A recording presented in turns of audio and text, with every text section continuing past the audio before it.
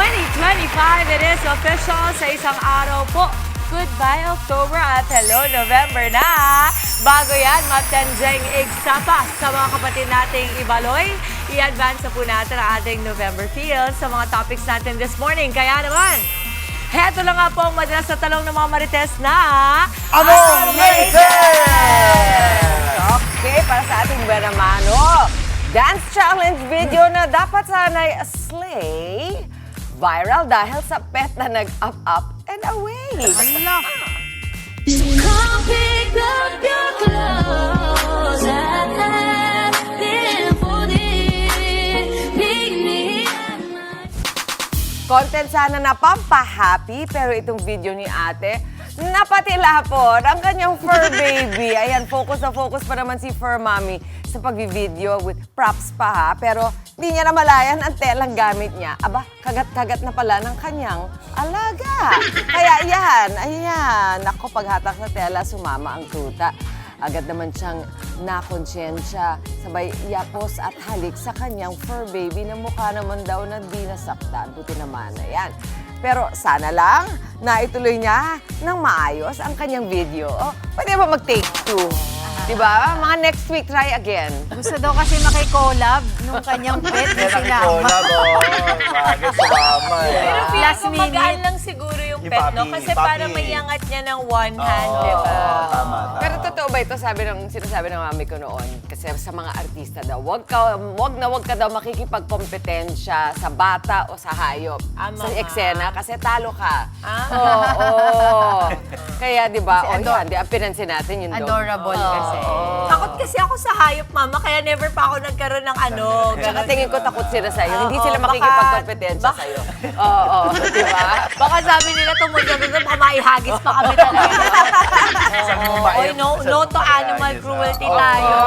Alagaan po natin. Ingat. Kapag hindi ko nga sila nilalapitan, para sa safety nila yon. Kasi ako pa yung mauunang kakabahan, ako yung totoo, di ba sa hayop ka na Yes, segment yes. natin? Oo. Kasi pakiramdam ko, parang nakakahiya doon sa hayop, Yes. di ba? Kaya nga, di ba, lagi ka nag-iingat pagkatabi mo si Andre? Ay! Grabe ha! Ayan o! Oh, ang galing kumahon! Hoy! Oh my God, ready to fight na siya. Nagre-ready siya para sa endorsement Oo, niyang magaling, ano. Uy! Oo, gusto niya branded sex. Alright, kung yan medyo funny na medyo scary, eto namang entry namin ni Andre, may pagka-witty. O tayong dalawa dito, Andre ha. Lalaking late na sa Halloween costume party at wala pang outfit, hindi napakapit sa patalim kung hindi sa packaging tape. Oh, ay nakita ko to. Sa tulong po ng karton at tape na channel ng isang netizen ang kanyang inner butiki sa kanyang last-minute costume. Ganap na ganap at habay na habay naman yan dahil with matching gapang pa sa pader at lapag. Kuwang-kuwa nga ayaw nitong si Butiki. Mula nga kulay hanggang sa kilos ng inspirasyon niyang Butiki. Gapang kung gapang boy. Pero parang may napansin. Ang ibang netizens, nila may bagong struggle raw si Kuya. Ang tanong po kasi, paano siya ngayon magsi-CR gayong tightly sealed ang kanyang forma? Bawal uminom. At sino naman nagsabi sa inyo hindi siya nakadayap? Oo nga. Hindi, pero alam mo, cute yan. Kaya lang iniisip ko, hindi kaya, nakaganon ba yung diretso sa balat niya? Ang sakit nun, di ba? Meron namang something. Oh, ingos, parang gos. Baka, yun ang importante kasi mas struggle yung pagtanggalin. Pero winner yan. Yan ang sigurado wala siyang kapareho. Wala. Nag-iisa siyang yan ang costume. Baka si Bondi bukas sa costume pa. Maraming iwas sa kanya kasi maraming takot sa butiki. Laki butiki. Last minute costume ideas yan. Ano ba mga... Ang dami ko nga din naisip, pero ang hirap. Maganda kasi yung ating mga netizens. Very creative nga mag-isip. Ang dami na iba-ibang ways of creating. Hindi mo kailangan gumastos. Making out of something, yung limited materials, di ba, meron ka na. Tapos, simpleng tao lang, nagba-viral pa. Dahil sa, pagiging, Butiki. niya, di ba, butiki. Basta mag-viral sa magandang paraan, okay yan. Very creative talaga ang ating mga netizens. Kung creativity lang din po ang pag-uusapan na feeling ko, panalo na tong entry ko. Content creator at makeup transformation icon na si Lani Aicardo may maagang entry this Halloween. Uh-oh, send in the rednecks, all of them spinning round and round. 10/10 para sa libo-libong netizens ang smooth transition. Realistic na makeup at prosthetics, pati na ang creepy concept niyang killer at scary clown. Siyempre, naging posible ang lahat ng yan sa tulong ng kanyang team na pinangunahan ng kanyang supportive hubby at kapwa makeup artist na si Haji. Galing naman. Uy, ang hirap gawin yan na yung transition na yan. Never ko pang ginawa yan. Kasi ang tedious niyan, ang daming kailangan gawin. Pero kasi sila talaga, I think, mag-asawa, yan ang expertise nila. Galing. Pero kasi 'di ba in a world dominated by international influencers, yung mga Pilipino natin hindi nagpapahuli. Di ba? Nakita mo na ang galing, Laban, no? Yung sa makeup, sa editing ng video, di ba? Yung projection. Sa telepono lang ba nila ginagawa yan? Hindi po, naman. Mama. Okay. At saka po, meron pong beat yan na sinusunod. So, usually, they start with the music para malaman nila yung transition. Vup, vup, vup. Galing. Nakapak. Napakahusay. Winner. At nag-contact lens pa, ha? Oh, winner ka nga. Winner nga yung entry mo. Ang ganda. Ang galing. Yes. At mas Napasok winner pang yan kung Halloween. gagawin ni Andre yan bukas. Uy! Yes, Andre, ha? Hindi kaya. Nag-iisip pa nga ako. Pagbansang zombie na. Bukas eh, may Halloween kami. Party, so yung costume. It's okay, Andre, come as you are. Pagka, hindi nakakatakot. Hindi ba talaga? Takyut. Actually, si Mondi kahapon, nakita ko si Mondi Lopez dito kahapon, natin traffic dito. Tapos nag-iisip siya, tapos kinakarir niya kasi daw may Ah, premyo. totoo? Oo, may premyo daw. Premyo. Oo. Saan galing may Wow, premyo? may pa-premium si... Ah! Pakape niya. Sa'yo pakape. daw galing, charot. Basta abangan niyo po bukas Abangan mga nila, costume abangan ng nila. mga Good Morning Kapatid host bukas po yan, Biyernes. O yung mga kapatid natin na nanonood, baka naman may mga Halloween pictures sila pwedeng isend Pwede. sa atin. Correct, correct. Share. Para meron tayong Diba? peg. Picture o video. Tama, oo. Mama, ikaw gusto mo palang video, ikaw matatakot din humingi ko. Natuwa ako doon sa entry mo. Gusto ko makikita ng gano'n. Sa comment ha, doon sa Correct. atin sa Facebook page natin. Pwede nila Subukan namin isend doon. basahin lahat Ay, yan. marami nagtitrick or treat ng mga bata ngayon eh. I-flex nyo na ang mga ano ninyo. Pero alam natin, ang pinaka-pang ano dyan, popular dyan ngayon, yung ano, di ba, yung gold, si Wario. Golden. Demon Hunter. Demon Hunter. Yan. Wala na daw si Elsa. Wala na si Elsa. Eclipse na siya. K-pop Demon Kaya abangan po natin bukas sa lahat po. Tito Mondi, Tito Alvin, si Doc Tito Richard, Andre. si Laila. Si Laila, abangan nyo. 5:38 na po. Ngayong Webes at matapos ang si Maui. Siyempre, anong It Girl costume ni Maui? Kain ng kain. Baka Sa siomay. Oo, showman. Matapos po ang latest updates na yan. Dito naman tayo sa mga mainit na balitang ihatid po namin sa inyo ngayong umaga. Ilang senador, kongresista at iba pang opisyal ng ilang ahensya pinakakasuhan na ng Independent Commission for Infrastructure o ICI kaugnay ng mga anomalya sa flood control projects. Dalawang eroplano at isang helicopter ng resigned congressman na si Zaldico nakaalis na ng bansa. At sa showbiz, silang celebrities, kanya-kanya na ng paandar sa kani-kanilang Halloween costume. Halloween snack na may gulat factor. Yan naman ang ibibida sa atin ng ating Eat Girl na si Maui sa kanyang Thursday morning food trip. On the go! Sakto sa season, itong si Laila ang maagang binisita, pagawaan po ng mga lalalalapida. Naku, sisilipin natin yan sa Lalalarga.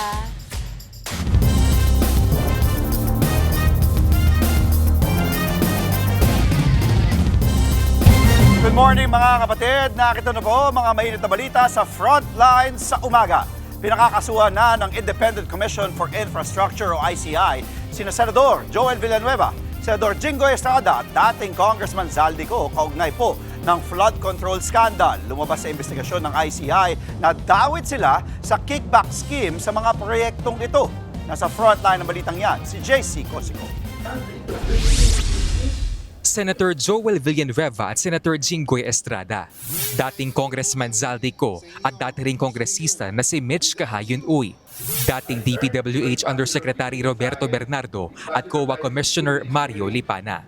Base sa investigasyon ng Independent Commission for Infrastructure o ICI, ang mga nabanggit na pangalan ay ang mga dapat sampahan ng patong-patong na kasong may kaugnayan sa anomalya sa mga flood control project, kasong pandarambong, direct at indirect bribery at corruption of public officials ang inirekomenda ng ICI na isampa ng Ombudsman. Lumalabas sa interim report ng ICI na sangkot umano ang mga nabanggit sa kickback scheme o pagtanggap ng suhol mula sa flood control projects. Ayon pa sa ICI, lumalabas sa testimonya ng ilang testigo tulad ni na dating DPWH engineers Henry Alcantara, Bryce Hernandez at JP Mendoza na sa kongresista o senador nagsisimula ang sistema ng kickback. Tumatayo raw silang proponent ng mga proyektong ito. Sasabihan daw ng mga mambabatas si Alcantara na meron silang nakalaang pondo para sa infrastructure projects. Pagtapos niyan, uutusan umano ni Alcantara si Hernandez na gumawa ng listahan ng proyekto base sa pondong mayroon ang proponent. Ang listahang yan ibibigay sa isang Carlo Rivera na siya magpapasa naman sa DPWH Regional Office o sa mismong project proponent. Dito na ito isasama sa National Expenditure Program o isisingit na mambabatas sa General Appropriations Bill o sa BICAM. Si Alcantara umano ang namimili ng kontraktor. Dito na raw magkakabayaran. The whole 25% SOP is given to the proponent. This 25% payoff is advanced by the contractors to ensure that the project will be awarded to them. Sinisiguro naman ng ICI na wala silang sasantuhin sa kanilang investigasyon. Politicians and government officials will be investigated and charged by credible evidence. Sabi naman ni Senator Joel Villanueva, hihintayin niya ang referral ng ICI sa Ombudsman. Kapag daw inaksyonan na ito ng Ombudsman, maghahain daw sila ng kanilang tugon sa reklamo. Sa kabila nito, may mga record daw sa Senado na nagpapatunay na tutol siya noon pa man sa flood control projects. Siya pa nga raw ang kumekwestiyon sa mga proyektong hindi naman naipatupad. Binigyang diin ni Villanueva na tumestigo na noon si Alcantara na wala siyang kinalaman sa mga kinuwekwestiyong flood control projects. Pinabulaanan din ni Senator Jinggoy Estrada na tumanggap siya ng pondong nakalaan sa flood control projects. Kaya niya raw patunayan yan sa hukuman. Iginiit din niyang batay lang sa sabi-sabi ang mga paratang sa kanya. Si Senate President Tito Soto sinabing mahalagang sundin ang batas kesa malagay sa alanganin ng Senado. May due process naman daw at sistema ng check and balance sa gobyerno. Isa sa ilalim naman daw ng Ombudsman sa preliminary investigation ang referral ng ICI. Many of them are ripe for the picking or ripe for action already, at least for PI. It means that most of the fact-finding has been done already by the ICI, or sometimes the fact-finding was done by the DOJ. Mas mabilis. And we expect to be filing cases soon.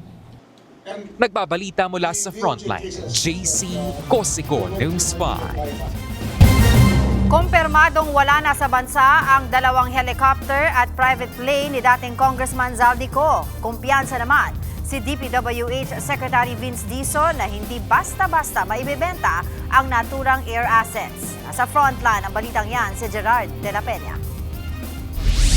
Mismong ang Civil Aviation Authority of the Philippines na nagsabi, wala na sa bansa ang tatlong air assets na konektado kay dating Ako Bicol Party List Representative Zaldico. Ayon sa CAAP, dalawang helicopter ang nasa Kota Kinabalu sa Malaysia na nakalabas ng bansa noong August 20 at September 11. Isang Gulfstream aircraft naman ang nasa Singapore na umalis noong August 16. Nangangala pa ng impormasyon ng ahensya kung sino-sino ang sakay ng mga ito na makaalis ng bansa. As far as our record is concerned, we are monitoring itong mga movement ng mga eroplanong ito, pero hindi po kami sure kung meron ng freeze order ang AMLA.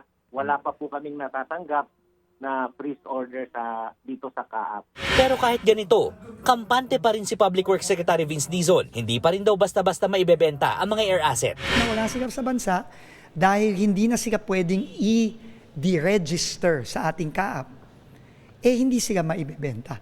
Yun naman ang importante. At magiging subject na sila ngayon ng future forfeiture cases na ifa-file ng national government. Hanggang ngayon, hindi pa rin bumabalik ng bansa si Ko na idinadawit sa kickback sa flood control projects. Itinanggi na niya noon ang mga alegasyon laban sa kanya. Uuwi daw siya sa tamang panahon. Para naman hindi na maulit ang flood control scam, kumonsulta na ang DPWH sa mga eksperto sa flood and water resource management. Nagbabalita mula sa Frontline, Gerard de la Peña, News 5.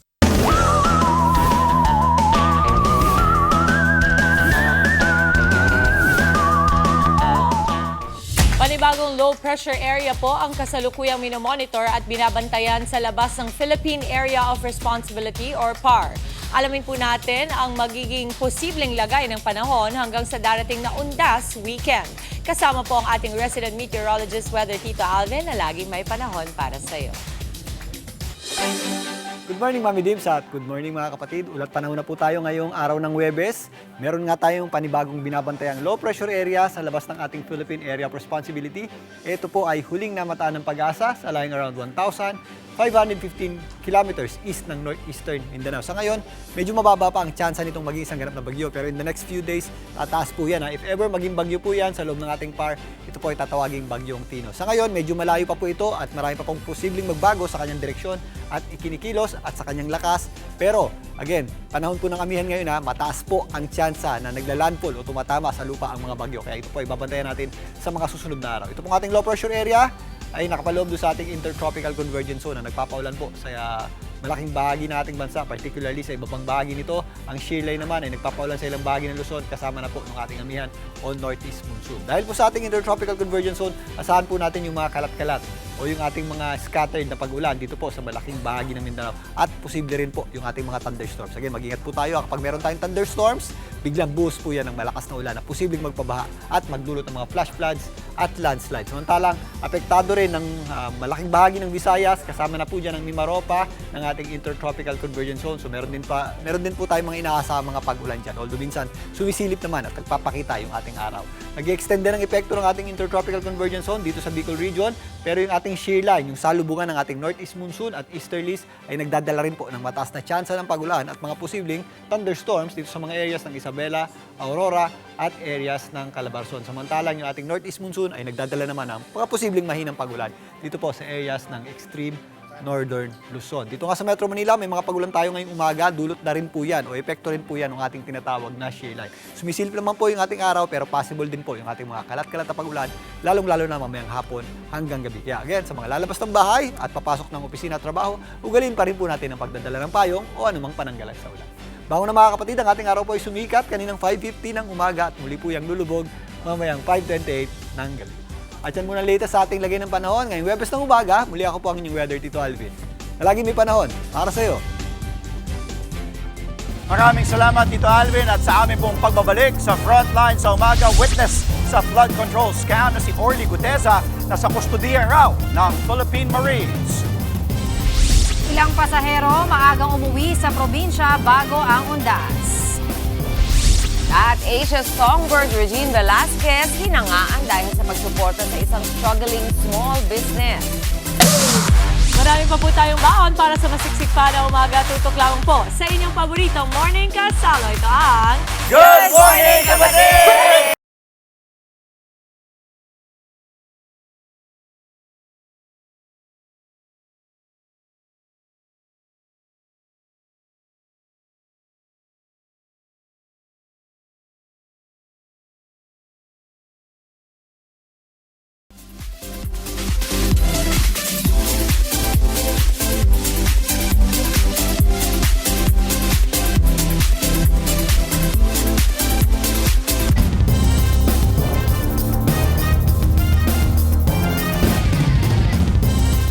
Pabalik po ang Good Morning Kapatid. Maayong buntag sa mga kapatid natin Bisayang nakatutok ngayong umaga. 10 minuto po bago mag alas 6 ngayong Huwebes.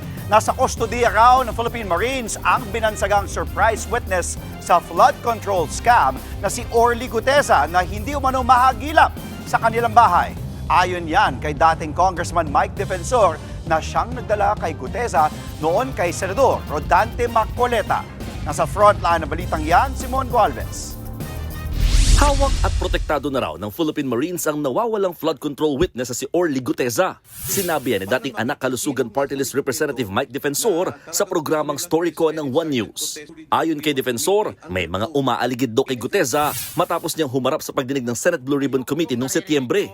Nitong Lunes lang nang sabihin ni Senador Ping Lacson na hindi raw mahagilap si Guteza sa kanyang registered address. Pinapangalagaan po ng mga kababayang nating sundalo ng mga marino, si Sergeant Guteza nasa kanila po. Yun ang nakuha naming information from the family. Meron nga nahuli yung mga Marines na parang may umaaligid kay Sergeant Guteza. Nahuli ng Marines yung taong yun ay nasa record nila. Hindi ko alam kung papatayin siya, kung intel lang yun, kinikising siya. But there was this incident. Si Guteza, ang retiradong marino na nagpakilalang dating security aide ni dating Ako Bicol Party List Representative Zaldico. Siya ang nagbunyag na nag-deliver sila noon ng mali-malitang pera sa bahay ni Nako at ni dating House Speaker Martin Romualdez. Si Senador Rodante Marcoleta ang nagpaluta kay Guteza sa Senate Blue Ribbon Committee. Sabi noon ni Marcoleta, lumapit sa kanya si Guteza sa tulong ni Defensor. Pero napag-alaman ng Manila Regional Trial Court Branch 18 na peke ang pirma ng abogadong si Petchy Rose Espera sa affidavit ni Guteza. Ayon sa korte, galing mismo kay Espera na hindi siyang nagnotaryo sa affidavit ni Guteza. Bagay na sinadya raw para linlangin ang mga nagsisiyasat ayon kay Congressman Terry Redon. Git ni Redon, dapat daw itong aksyonan ng Department of Justice. Handa naman daw dito ang DOJ. As soon as we get hold of a copy of the decision or the order of the court, we will act accordingly. Pero git ni Defensor, walang dahilan para questionin ang testimonya ni Guteza dahil base naman daw ito sa katotohanan. Nakahanda rin daw si Guteza sakaling formal siyang ipatawag. What we should look into is the substance of what he's saying. Yung substance ng sinabi niya, klaro naman yun sa Senado. Sa panig naman ng DOJ, wala itong nakikitang pananagutan ni Marcoleta sa pamimiki umano ng affidavit ni Guteza. As far as we know, si Orly Guteza lang ang party involved. So Senator Marcoleta, insofar as his involvement in the Senate proceedings, Senate hearings is concerned, this has nothing to do with Orly Guteza's case which happened to be decided in court. Sinisika pa ng News 5 na kunin ang panig ng Philippine Marines kaugnay na ibinunyag ni Defensor pero wala pa silang tugon sa amin. Nagbabalita mula sa frontline, Mon Gualvez, News 5.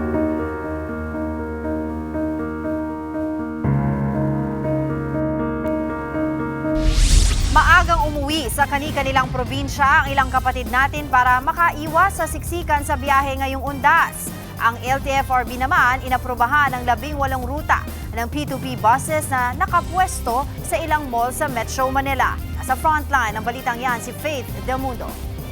Nagsagawa ng random drug testing ang Department of Transportation sa Parañaque Integrated Terminal Exchange o PITX. Bahagi yan ng pagsiguro ng ahensya na maayos na makarating sa mga probinsya ang mga pasahero bago ang undas. Nasa 161 na bus driver ang sumailalim sa drug test kung saan may isang nagpositibo. We have to turn over yan sa police and that's automatic cancellation, revocation of its license. Tiniyak naman ng pamunuan ng PITX na handa sila sa inaasang bugso ng mga pasahero. Sapat naman daw ang bilang ng mga bus. May nakastandby na rin daw na special permit sakaling kulangin ng bus.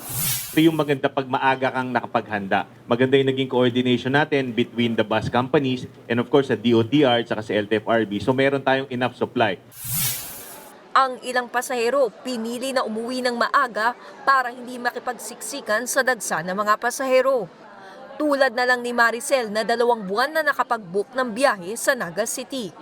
Parang sure na pong makakauwi. Parang hindi na kasi siya chance passenger. So alam na namin na makakauwi na po talaga kami. Si Aling Aurora pumunta pa mismo sa PITX para magpa-reserve ng biyahe na papuntang Katbalogan, Samar. Hindi pa kasi siya makaalis ngayon dahil may pasok pa sa trabaho. Dito kami kasi lagi, alam namin Alam namin yung oras. Punuan na yan bukas talaga. May wellness lounge na rin na inihanda ang PITX kung saan maaaring magpamasahe o mag-relax ang mga pasahero habang naghihintay. Sa bus terminal na ito naman sa Naga City sa Camarines Sur, 3 driver ang nagpositibo sa random drug testing. Hindi muna sila kinasuhan habang sumasailalim sa investigasyon. Samantala, inaprubahan na ng LTFRB ang 18 ruta para sa P2P o point-to-point service. Magte-terminal sa piling mall ang nasabing P2P buses. Kabilang sa mga bubuksang ruta ay mula Fairview sa Quezon City papunta sa mga sumusunod: Lucena City, Quezon Province; Naga City sa Camarines Sur; Batangas City, Dasmariñas, Cavite; La Union, Legazpi City sa Albay, at Lipa, Batangas. Meron ding ruta mula North EDSA sa Quezon City papuntang Calamba, Laguna; Clark at San Fernando sa Pampanga; Bacoor, Cavite. Gayon din sa Baliwag, Bulacan, Dasmariñas, Cavite, Santo Tomas, Batangas at Tuguegarao City. May biyahe rin na mula Pasay City papuntang La Union at Dasmariñas, Cavite. Nagbabalita mula sa Frontline, Faith Del Mundo, News 5. Naasaang aabot po sa 2 milyon ang bibisita sa Manila North Cemetery ngayong Undas. Kaya puspusan na ang paghahanda ng semeteryo para masigurong maayos ang paggunita sa Undas. Nasa Frontline ng balitang yan, si Mon Goalvez. Nakapwesto na mga bakal na magsisilbing harang sa entrance ng Manila North Cemetery. Ngayon pa lang, maigpit na ang inspeksyon sa mga pumapasok sa sementeryo. Bawal kasi ang mga maratalim at lumiliyab na bagay. Bawal din ang sigarilyo, vape, baraha at mga gitara, pati ng iba pang pampaingay gaya ng radyo o speaker. Pati mga alagang hayop, off-limits muna. Pero kung may bawal, may libreng sakay naman sa loob ng sementeryo gamit ang e-trike. Sa tansya ng pamunuan ng Manila North Cemetery, posibleng umabot ng 2 milyon ang bibisita rito ngayong Undas. Kaya naman sinusuotan ng wristband tag ang bawat batang pumapasok. Nakasulat dito ang kanilang pangalan at contact number ng guardian sakaling maligaw sa loob ang bata. Nakaset up na rin ang puntod finder assistance para madaling mahanap kung saan nakalibing ang mga namayapang kaanak. Gaya ni Roger na hindi agad makita ang puntod ng biyanan ng kanyang kuya. Punta kami kanina, may landmark namin nung 2-3 years ago, hindi na namin siya matandaan talaga. Sa maghapon, hindi bababa sa 10 lalaki ang dinampot dahil walang damit pantaas habang nasa loob ng sementeryo. Depensa na ilang nahuli. Naglilinis lang po kami. Ba't yun naresto? Nakabad po. Kasi pag nakadamit ka, madudumihan ka. Bilang parusa, pinag-community service sa mga nahuli. Inirekomenda na rin ng Manila North Cemetery Administration na mataasan pa ang mga bakod sa lugar. Dahil yung iba doon po talaga dumadaan papunta dito. Dapat isa lang po yung main gate natin dito lang.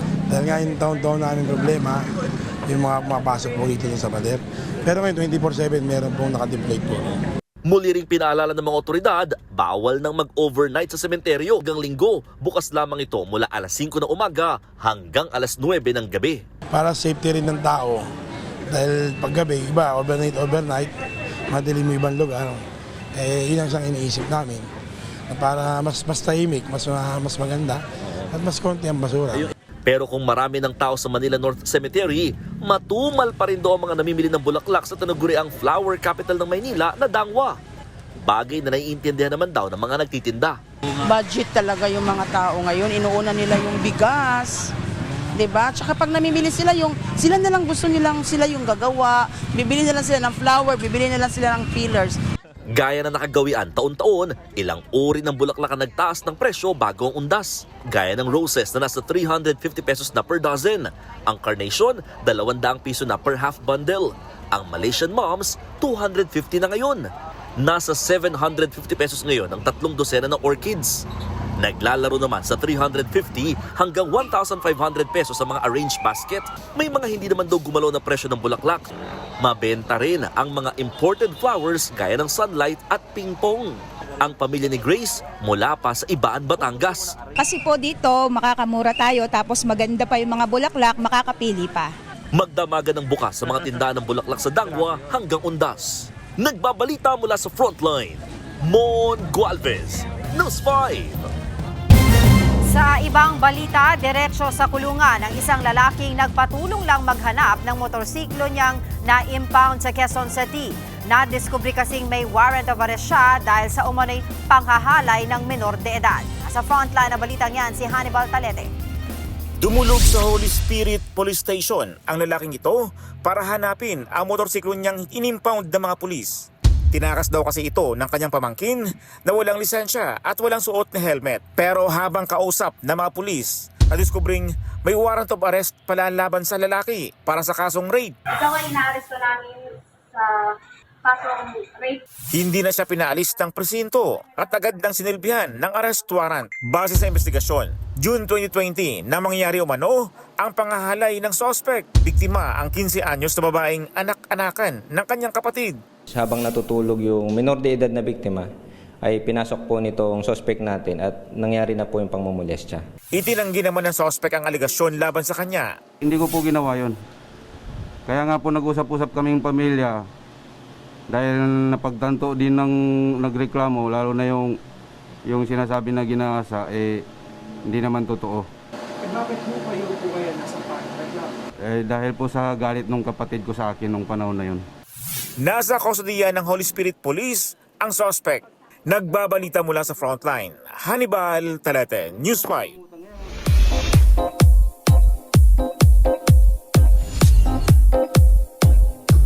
Pasabog ang costume ng mga sikat sa isang Halloween event kagabi. Wala na yatang mas kakabog pa kay newest kapatid star Andrea Brillantes. Giving her Black Cat energy si Blythe. Itim na itim ang kanyang buong katawan plus showing her curves. Morticia Adams naman ng Adams Family ang peg ni Rufa Gutierrez. Say ni Rufa tulad siya ng kanyang karakter na fierce at devoted sa kanyang family. Hindi rin nagpahuli ang kapatid niyang Simon. Combination ng elegance at mayhem daw yan. Isa pang star of the night ang drag queen na si Shawarma. Minumulto ng flood control projects ang kanyang peg. Marami ang naaliw at tila ginagaya niya raw ang isang kontratista. Natouch naman po ang netizen sa pagsuporta ni Asia songbird Regine Velasquez sa isang small business sa TikTok. Sa video ng netizen na si Tony Morales, hindi raw siya nakakota sa mga binibenta nilang dessert sa isang bazaar. First time niya raw itong na-experience. Pero kahit ganyan ang nangyari, ang mahalaga raw ay may mapasahod siya sa kanyang mga tauhan. Naiyak na lang din siya pero nangakong babawi. Nakita yan ni Ate Reg at nag-comment kung tumatanggap daw ba sila ng orders this Christmas. Nag-post din agad ang seller na si Tony na tumatanggap siya ng orders sa Pasko. Nag-comment ulit dyan si Regine kung paano umorder. Nag-chat na raw ang seller sa singer.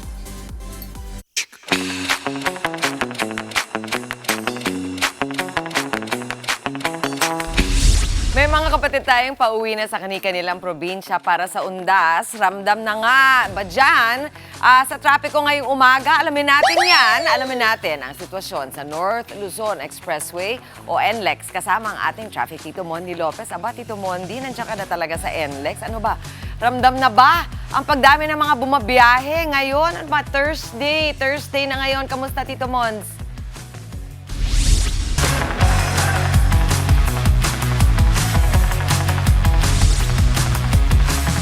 Yes, Mami Tricky, good morning sa'yo. Team commute ko, ikaw ay sabay. Pero teka, makikita nyo, ang sayo ay alalay lang kasi aming kinakatuyan. Masyado mauga. Pero eto, napakaluwag ng ating daan. Pakita natin, Piet. So makita dito sa may northbound, medyo napakaluwag pa. Kita nyo konti, medyo konti pa yung mga sasakyan. Kadalasan pag itong mga date, mga October 30 to 31, pag ganyan, medyo nagdumadami yung mga sasakyan. Lalo na kayo, mga pauwi sa Bulacan. Talaga makita nyo na siksikan na dyan. Pero dito, di ba? Maluwag pa. Pero may mga iba pang sasakyan dito na nakaabang na naghihintay na magpapa-load ng kanilang mga RFID. At dito naman, tayo sa may kanan. Pakita natin. Ayan, maluwag pa din. Di ba? Sakto. Parang ano na no? Kita nyo yan. Pero may mga truck pa din. Ingat. At eto na pinaka-importante magkakaroon ng counterflow scheme sa ilang bahagi ng NLEX ngayong undas upang mapagaan palalo yung daloy ng trapiko para sa mga team northbound. Mula ngayon, simula 12 ng tanghali hanggang maging normal yung trapiko. May counterflow scheme din sa Balintawak hanggang Marilao. Mula bukas naman simula 4 a.m. hanggang maging normal yung trapiko.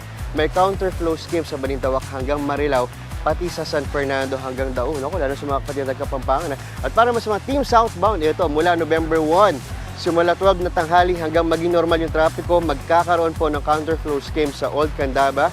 Tapos sa southbound left, mostly naman para sa mga class 1 vehicles lang po yan.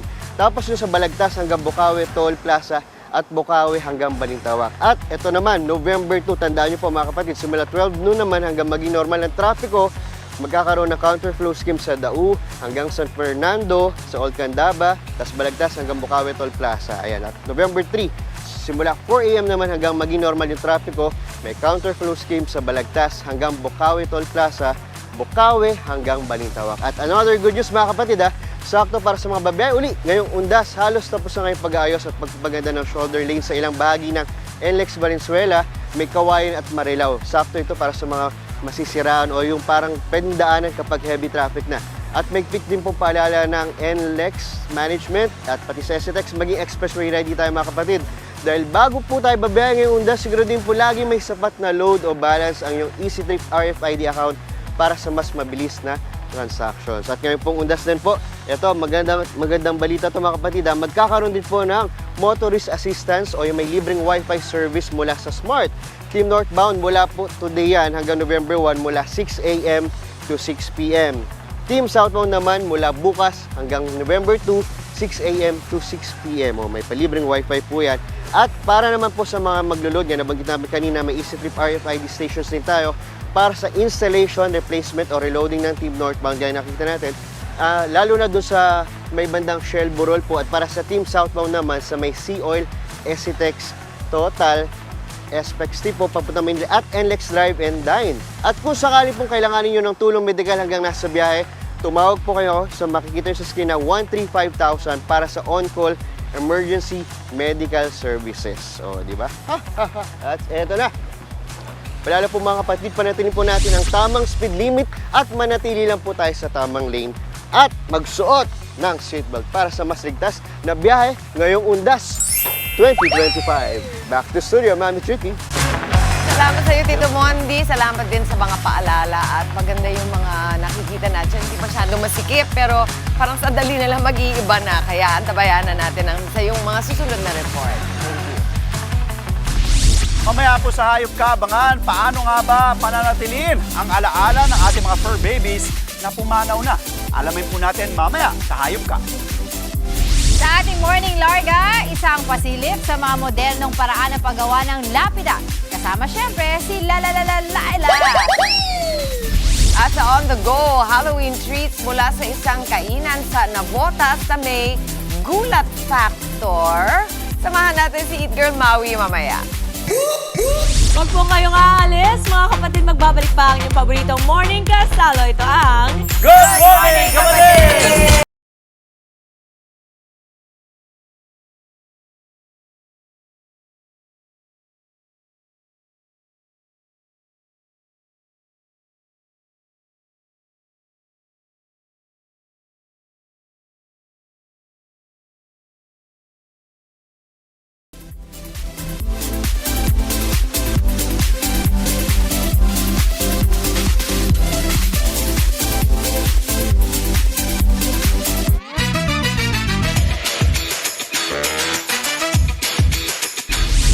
Nagbabalik po ang Good Morning Kapatid. Ang snacks ngayong Halloween, dapat in season din, syempre.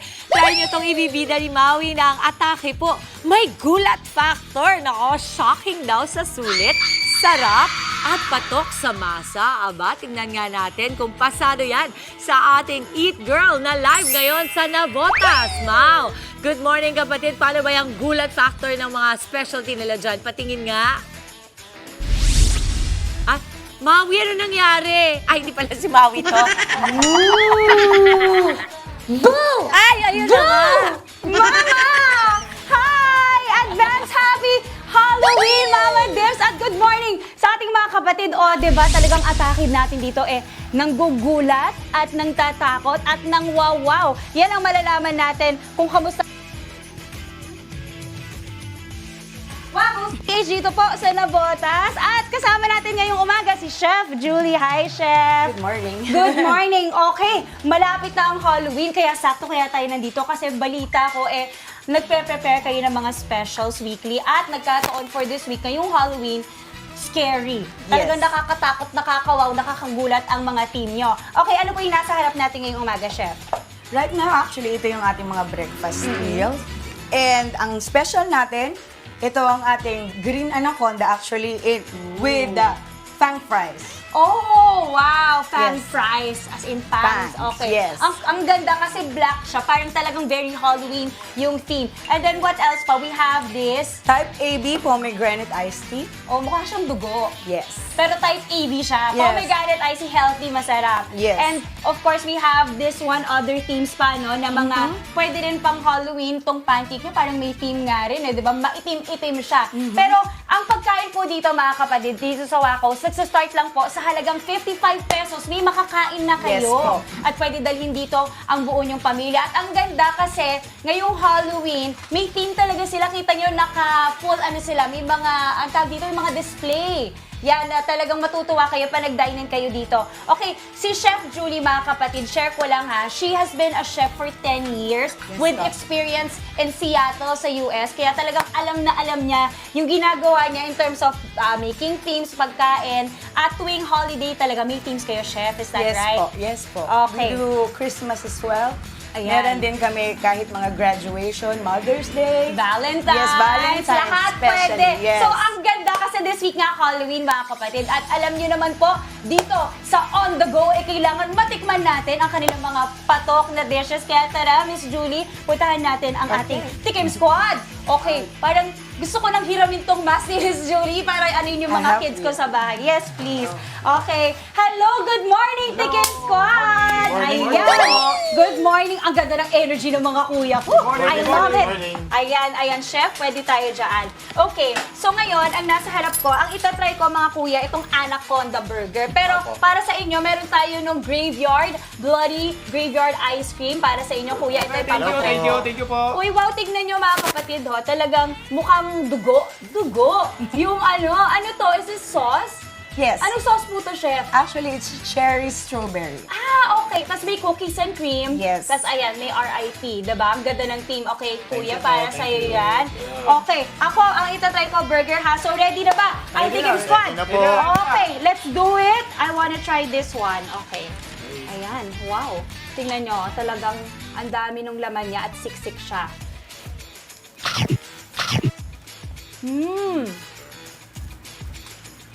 Ang sarap.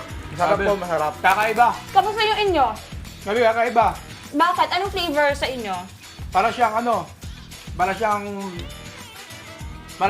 yung Cookies and cream. na Paborito ng anak ko to, cookies and cream. Talaga? O, sakto dalhin nyo dito yung anak nyo, ha? Okay, kuya, kung i-rate yung ice cream nyo, kayo muna paparate ko. 1 to 5, 5 being the highest, ano rating nyo?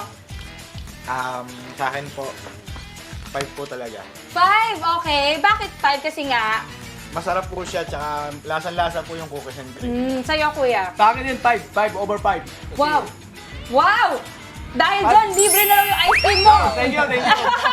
Masarap po, masarap. Masarap! Okay, refreshing kasi nga malamig. Okay, ako naman mga kapatid, ang sarap ng burger nyo, chef. Kasi ano siya, cheesy.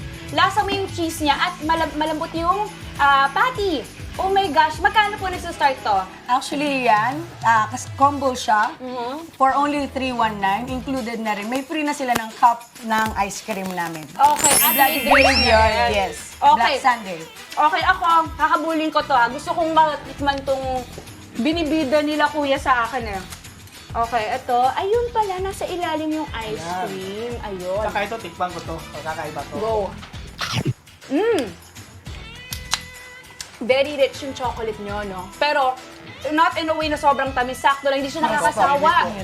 Ang sarap! Creamy! Okay, I am so excited, Chef Julie.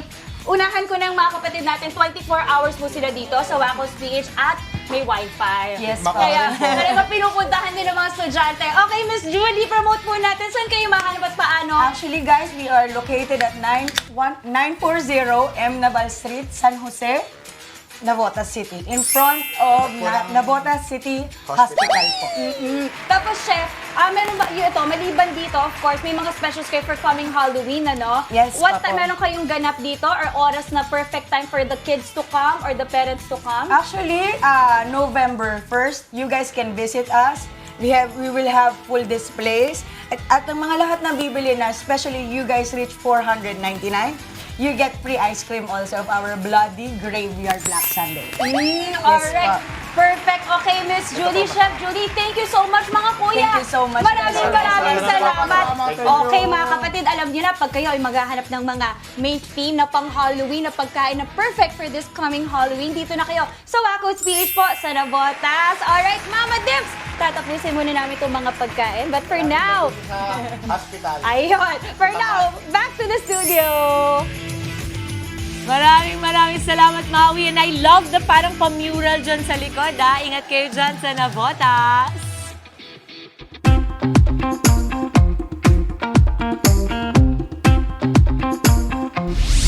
Hiling po ng halos lahat ng fur parents na makasama habang buhay ang kanilang mga pets. Kaya naman mahirap tanggapin kapag wala na po sila. Isa nga sa mga makakatulong sa pagdadalamhati ng fur parents ang pet memorabilia. Pag-usapan po natin yan ngayong umaga sa Hayop Ka.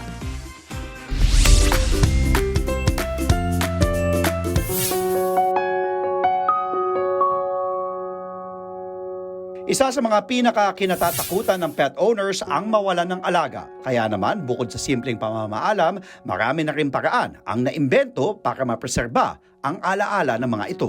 Marami na rin po kasi kaming na-receive din po na mga messages po na gusto na lang namin ipalibing. Pero gusto pa rin namin na kasama pa rin namin siya. Na may mauuwi pa rin sila from their fur babies po. Na memories po nila. Ang pet cremation, naging paraan na rin ng maraming fur parents para makasama pa rin ang kanilang mga fur babies kahit yumao na ang mga ito. Pero hindi na lang ito para sa mga aso at pusa dahil pwede na rin daw ito maging sa pet snakes, hamster, rabbit, hedgehog at iba pa. Nagyan na rin ang malikhaing paraan para alalahanin ang mga yumaong pets. Isa na nga po dyan ang personalized mini crochet animals na kuhang-kuha ang wangis ng ating mga mahal na alaga. Bali, the idea behind that is, since customized merch siya, it is to give to the fur parents na madadala pa rin nila yung memories ng kanilang fur babies. Ang proseso ng pet cremation maayos na ipinapaliwanag para anumang pangamba ng mga mag-a-avail na pet owners.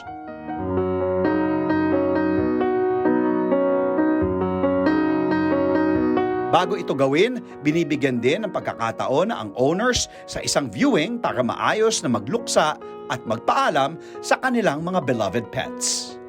Kasabay po nito, nauuso naman ang Pet Life Plan o insurance para matiyak na handa at maayos na maihatid sa huling hantungan ang mga minsang naging sentro ng ating buhay. This is for securing the future of your fur baby po. If ikakontak niyo po kami, you can just go sa Facebook page po and punta lang po kayo. Search niyo lang po yung Eternal Paws Pet Cremation Services, Mandaluyong City po. And meron din po kaming website, eternalpaws.com lang din naman po.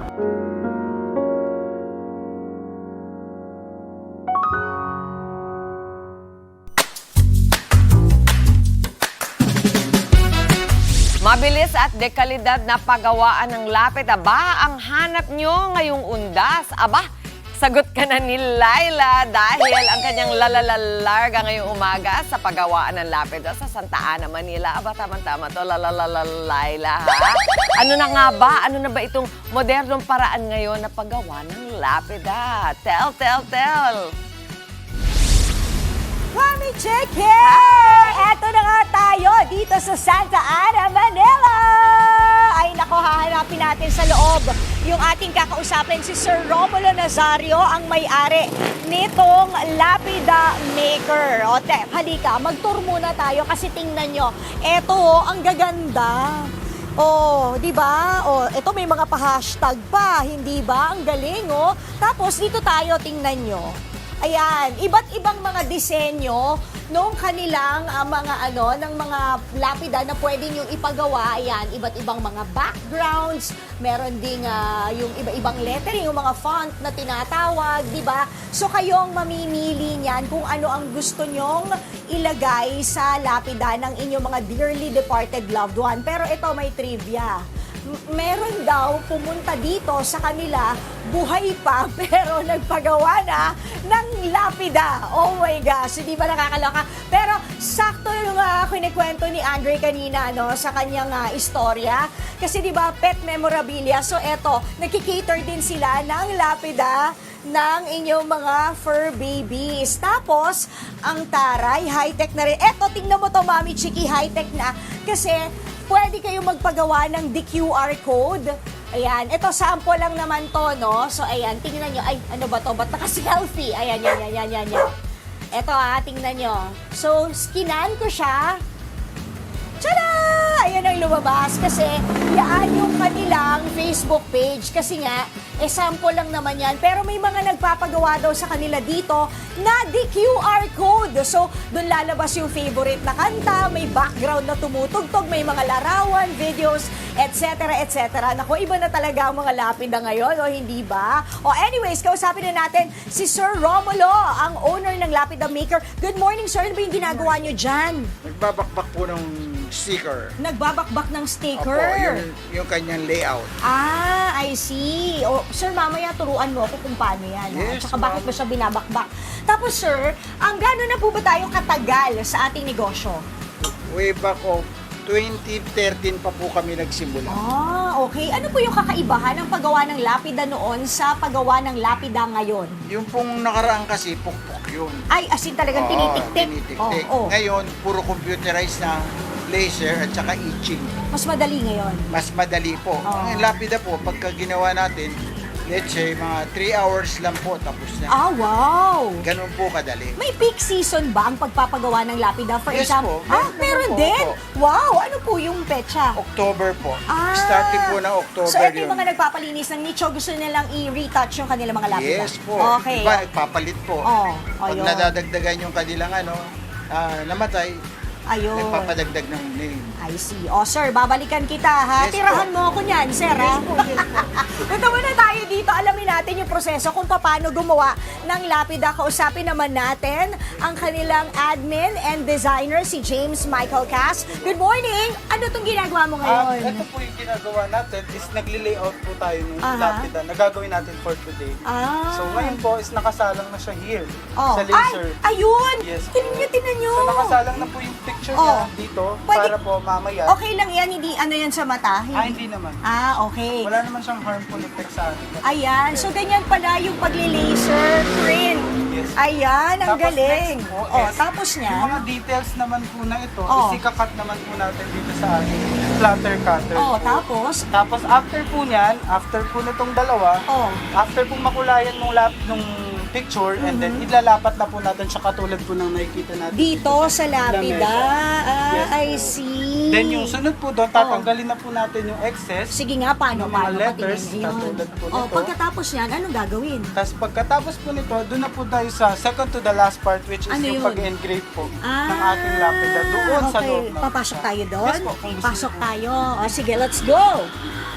Tingnan natin kung paano yung ginagawa. Ayan. Sige. So, eto. Anong tawag dito? Ay! Bali, ito po yung inaano nating parang cabinet Okay. ng ating pag-e-engravean. So, which is ganito po siya gawin. Ayan. So, ipapasok po natin yung kamay natin dito. Tapos? Na may kahawak na po tayong hose para po daanan ng buhangin. Okay. Then, gagawin natin, bubugahan natin ang buhangin yan. Once napantay na po yung color niya, na maging black na po yung sticker na po. Then, Yun na po yun, yung it's good na done. ready na po siya. Magkano bang pagpapagawa ng lapida, sir? Yung pagpapagawa po kasi natin ng lapida is nakadepende po siya kung anong klase, anong sukat, saka kung meron pong tinatawag na mga picture. Mga more or less, ballpark figure.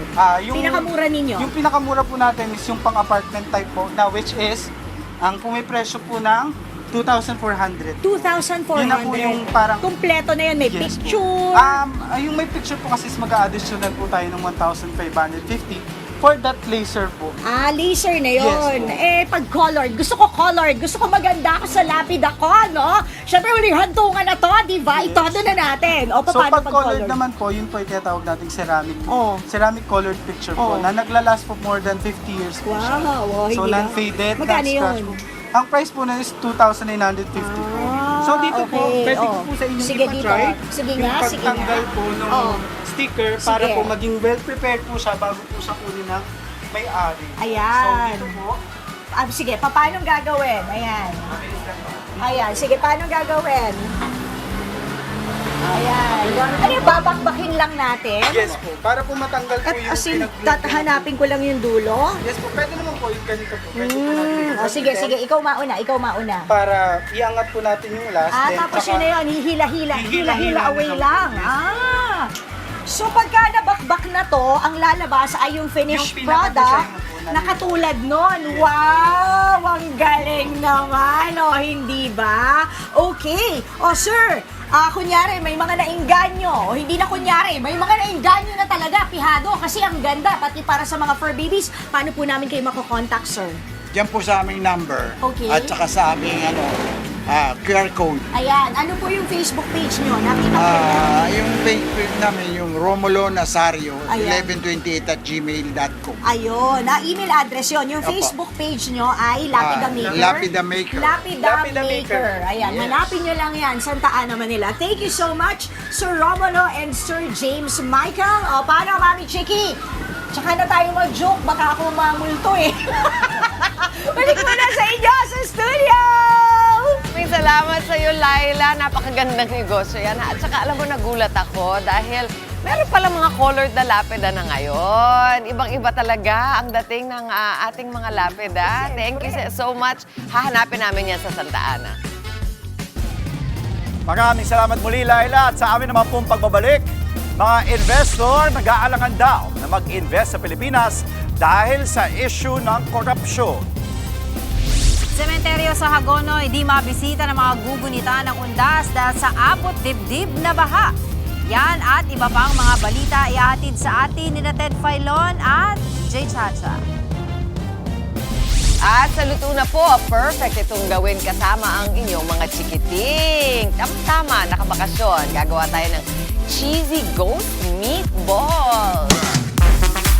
Tuloy-tuloy lang ang pagtutong mga kapatid. Magbabalik pa po ang inyong paboritong morning kasalo. Ito ang Good Morning, Kapatid!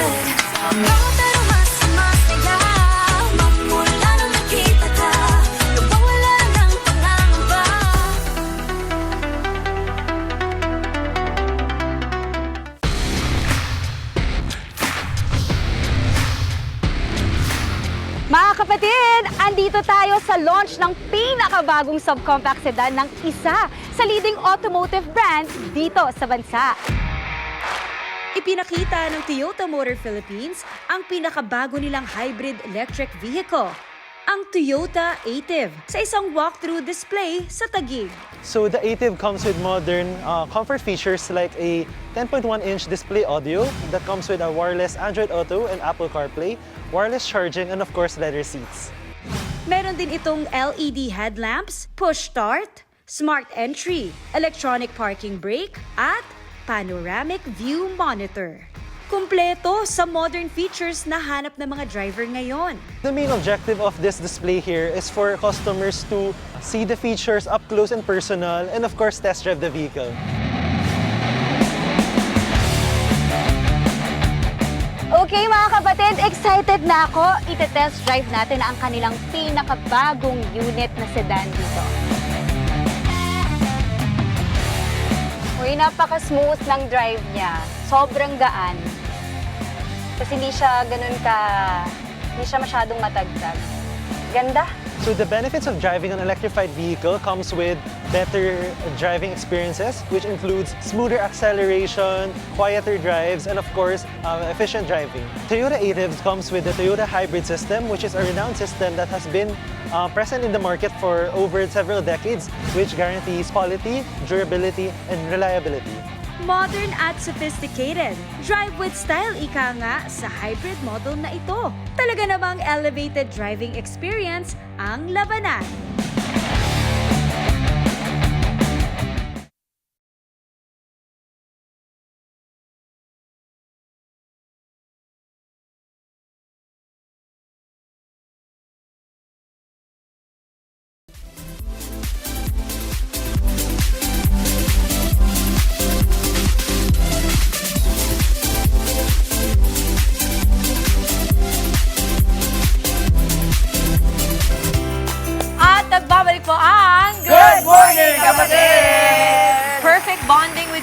ngayong Halloween po ang pagluluto ng magkakasama. Of course. Gawin pa nating mas creative yan dahil magluluto po tayo ng Cheesy Ghost Meatballs. At dito po sa Cheesy Ghost Meatballs namin, titiyakin kong makikita nyo.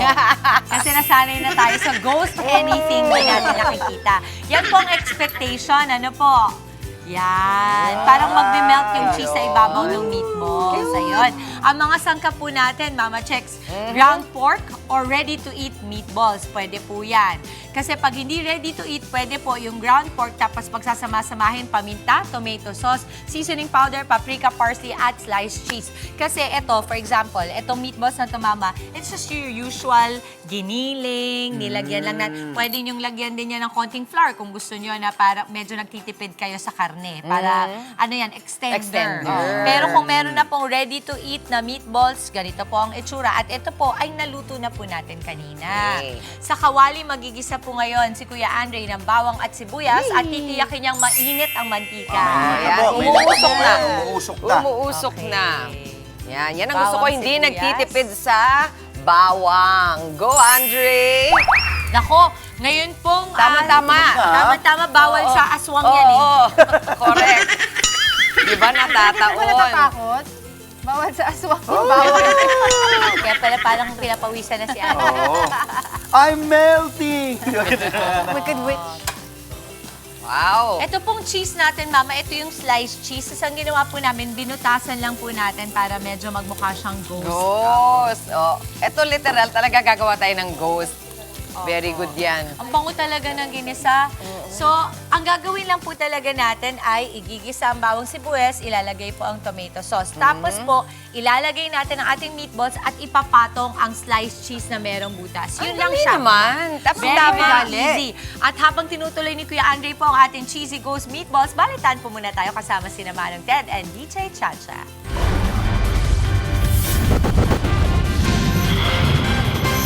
Silang tumugon sa mga reklamo. Isa sa ilalim naman daw ng ombudsman sa preliminary investigation ang referral ng ICI. Samantala po tayo live na ngayon sa TV5 at maging sa RPTV. Maganda umaga po sa inyong lahat. May ilan pong opisyal daw ng DPWH ang gustong maging state witness sa flood control project scandal. Ayon po kay Prosecutor General Richard Fadulyon, hindi muna po nila pinapangalanan ang naturang mga opisyal habang pinag-aaralan pa kung sila ba'y maaaring maging testigo ng Estado. Sa ngayon po'y nakatakdang mag-issue ng subpoena ang DOJ laban sa ilang opisyal ng DPWH at mga contractors para nga sa gagawing preliminary investigation sa katiwalian pa rin po sa flood control project. Kabilang dyan ang mga dawit sa 5 proyekto sa Bulacan. Kasama po si papasubpoena sina dating District Engineers Henry Alcantara at Assistant District Engineer Bryce Hernandez at JP Mendoza. Ang preliminary investigation po ay ang tutukoy kung malakas ba ang kaso para po iakyat at ipanalo sa hukuman. Ito yung aking binabanggit kanina. Hindi pa ho ito actual na kaso.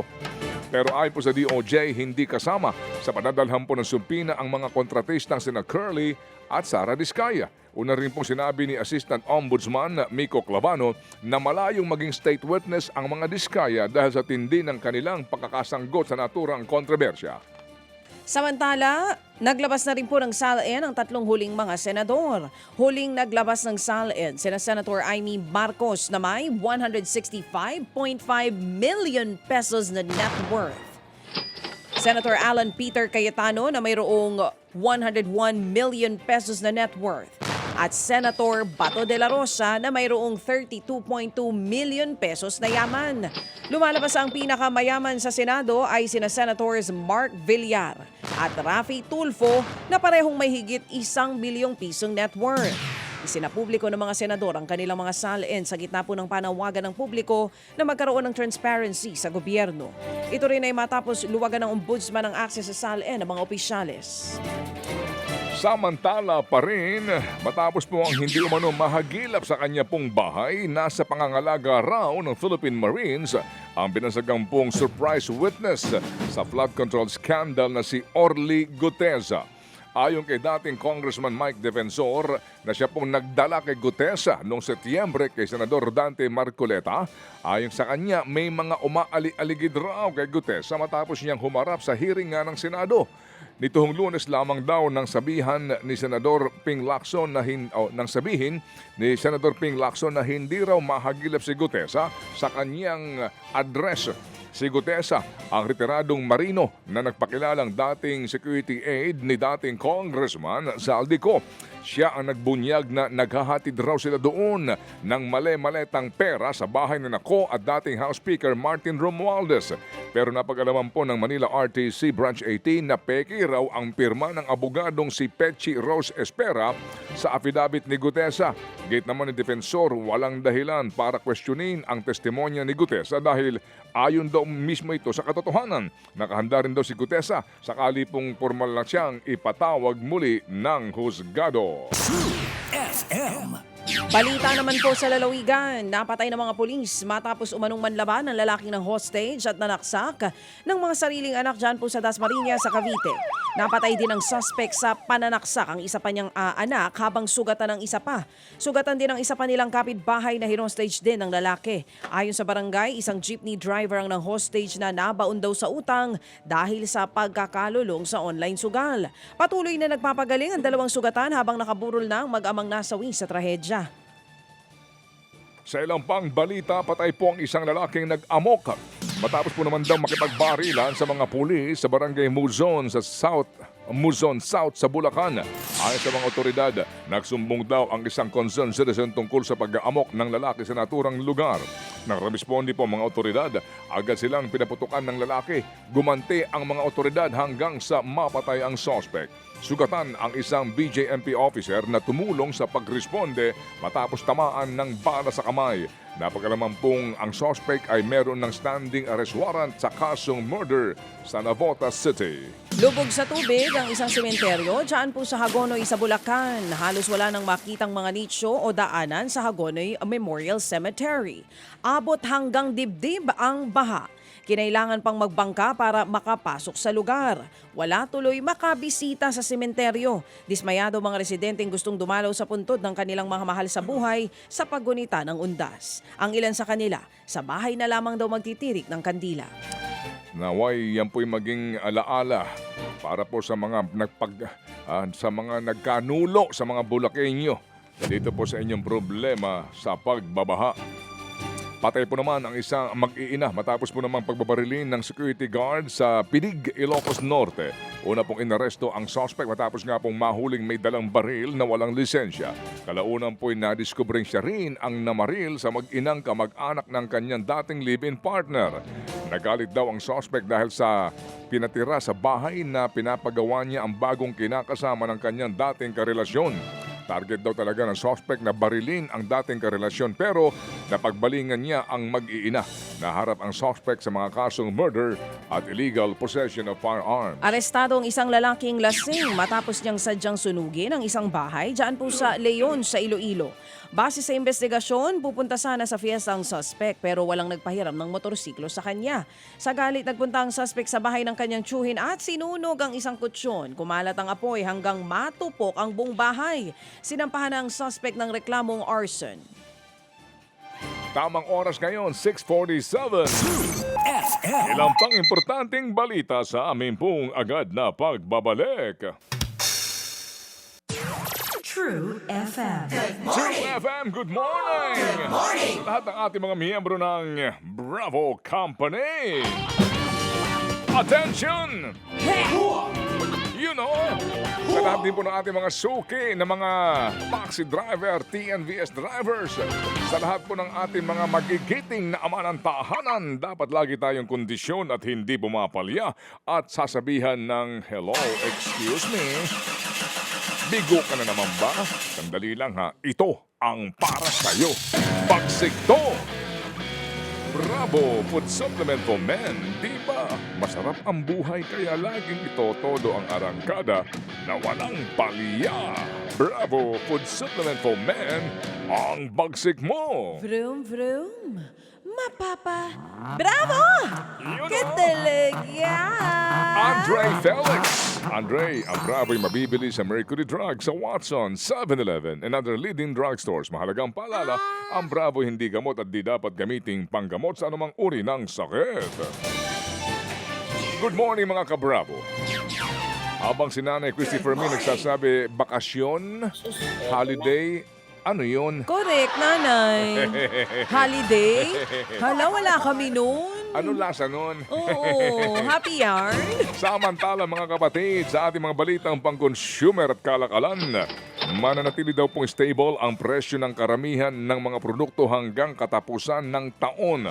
Ayon sa DTI, mas mababa pa rin daw po sa SRP ang presyo ng kandila, tubig at ilang pang mga produktong mabili tuwing undas. Wala rin daw hong inaasahan ng DTI na taas presyo sa pangunahing bilihin hanggang matapos ang 2025. Taga saan kayang planeta itong mga to, no? Nakikita rin daw po ng DA na stable po ang presyo po daw ng mga produktong agrikultural kasama po ang bigas. Yun.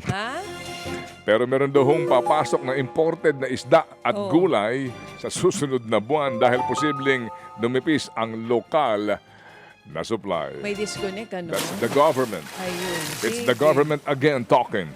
Samantala, posibleng nag-aalangan ang mga investor na maglagak ng pera sa Pilipinas dahil pa rin sa issue ng korupsyon. Yan po ang sabi ng ekonomista dating Bangko Sentral Deputy Governor na si Diwa Gunigundo. Anya, naka-apekto raw sa piso ang trade deficit ng Pinas, mahinang foreign investments at mabagal na paglago ng remittances. Kapag kakaunti raw kasi ang dolyar na pumapasok, karaniwang sumasadsad ang piso. At ngayon, sumasabay raw ang tinatawag na political uncertainty dahil sa hindi maayos na pamamahala ng gobyerno. Hindi rin daw nakatutulong na hanggang ngayon, wala pa ring nakukulong. Natili po naman daw ng Moody's at Fitch Ratings ang credit ratings ng Pilipinas sa kabila pa rin po ng issue sa skandalo ng korupsyon tungkol sa mga flood control projects sa bansa. Ayon po sa Budget Department, nakita ho naman daw ng Fitch ang positibong aspeto ng gumugulong na investigasyon. Napansin daw po ng Fitch na maayos pa rin daw po ang domestic economy sa kabila po ng issue at oportunidad daw po naman para ayusin ang sistema sa bansa. Sa ngayon daw po ay nasa BBB pa rin ang rating ng Fitch sa Pilipinas, habang nasa Baa2 naman ang ratings ng Moody's. Ayon po sa ratings na iyan, lumalabas daw na low credit risk po ang Pilipinas. Pero may mga banta pa rin daw ng mataas na halaga ng utang at climate change. Hindi na DPWH, kundi Department of Agriculture na ang mga ngasiwa sa pagpapagawa ng mga farm-to-market roads simula po sa susunod na taon. Nagpulong sina DA Secretary Francisco Chu Laurel Jr. at DPWH Secretary Vince Dizon. Para nga talakayin ang 1,000 kilometrong mga farm-to-market roads na dapat nasimulan ngayong taon. Ang mungkahi ni Dizon, kompletuhin ang mga ito sa pamamagitan ng catch-up plan. Samantala po naman, target daw ng DA na magsumite sa Kongreso ng draft ng panukalang amyendahan ng Rice Tariffication Law sa Nobyembre 10. Sabi po ng DA, natapos na raw po ang mga konsultasyon sa iba't ibang mga rehiyon para dito. Isasama raw ang resulta ng mga konsultasyon sa panukalang Rice Industry and Consumer Empowerment Act na ibibigay po ng DA sa Kongreso. Inaasahan po makakatulong ang pag-aamyenda sa RTL para matugunan ang dumadalas na pagkalugi ng mga magbubukid at ang kabiguan pa rin po na mapababa ang presyo ng bigas sa palengke sa kabila po na mas mababang gastusin sa importasyon. Inaasahan din daw po na madadagdagan ang kapangyarihan po ng NFA sa pangangasiwa ng inventaryo, imports at pag-iimpluwensya sa presyuhan. Alas 6:55 ang ating pong tamang oras ngayon.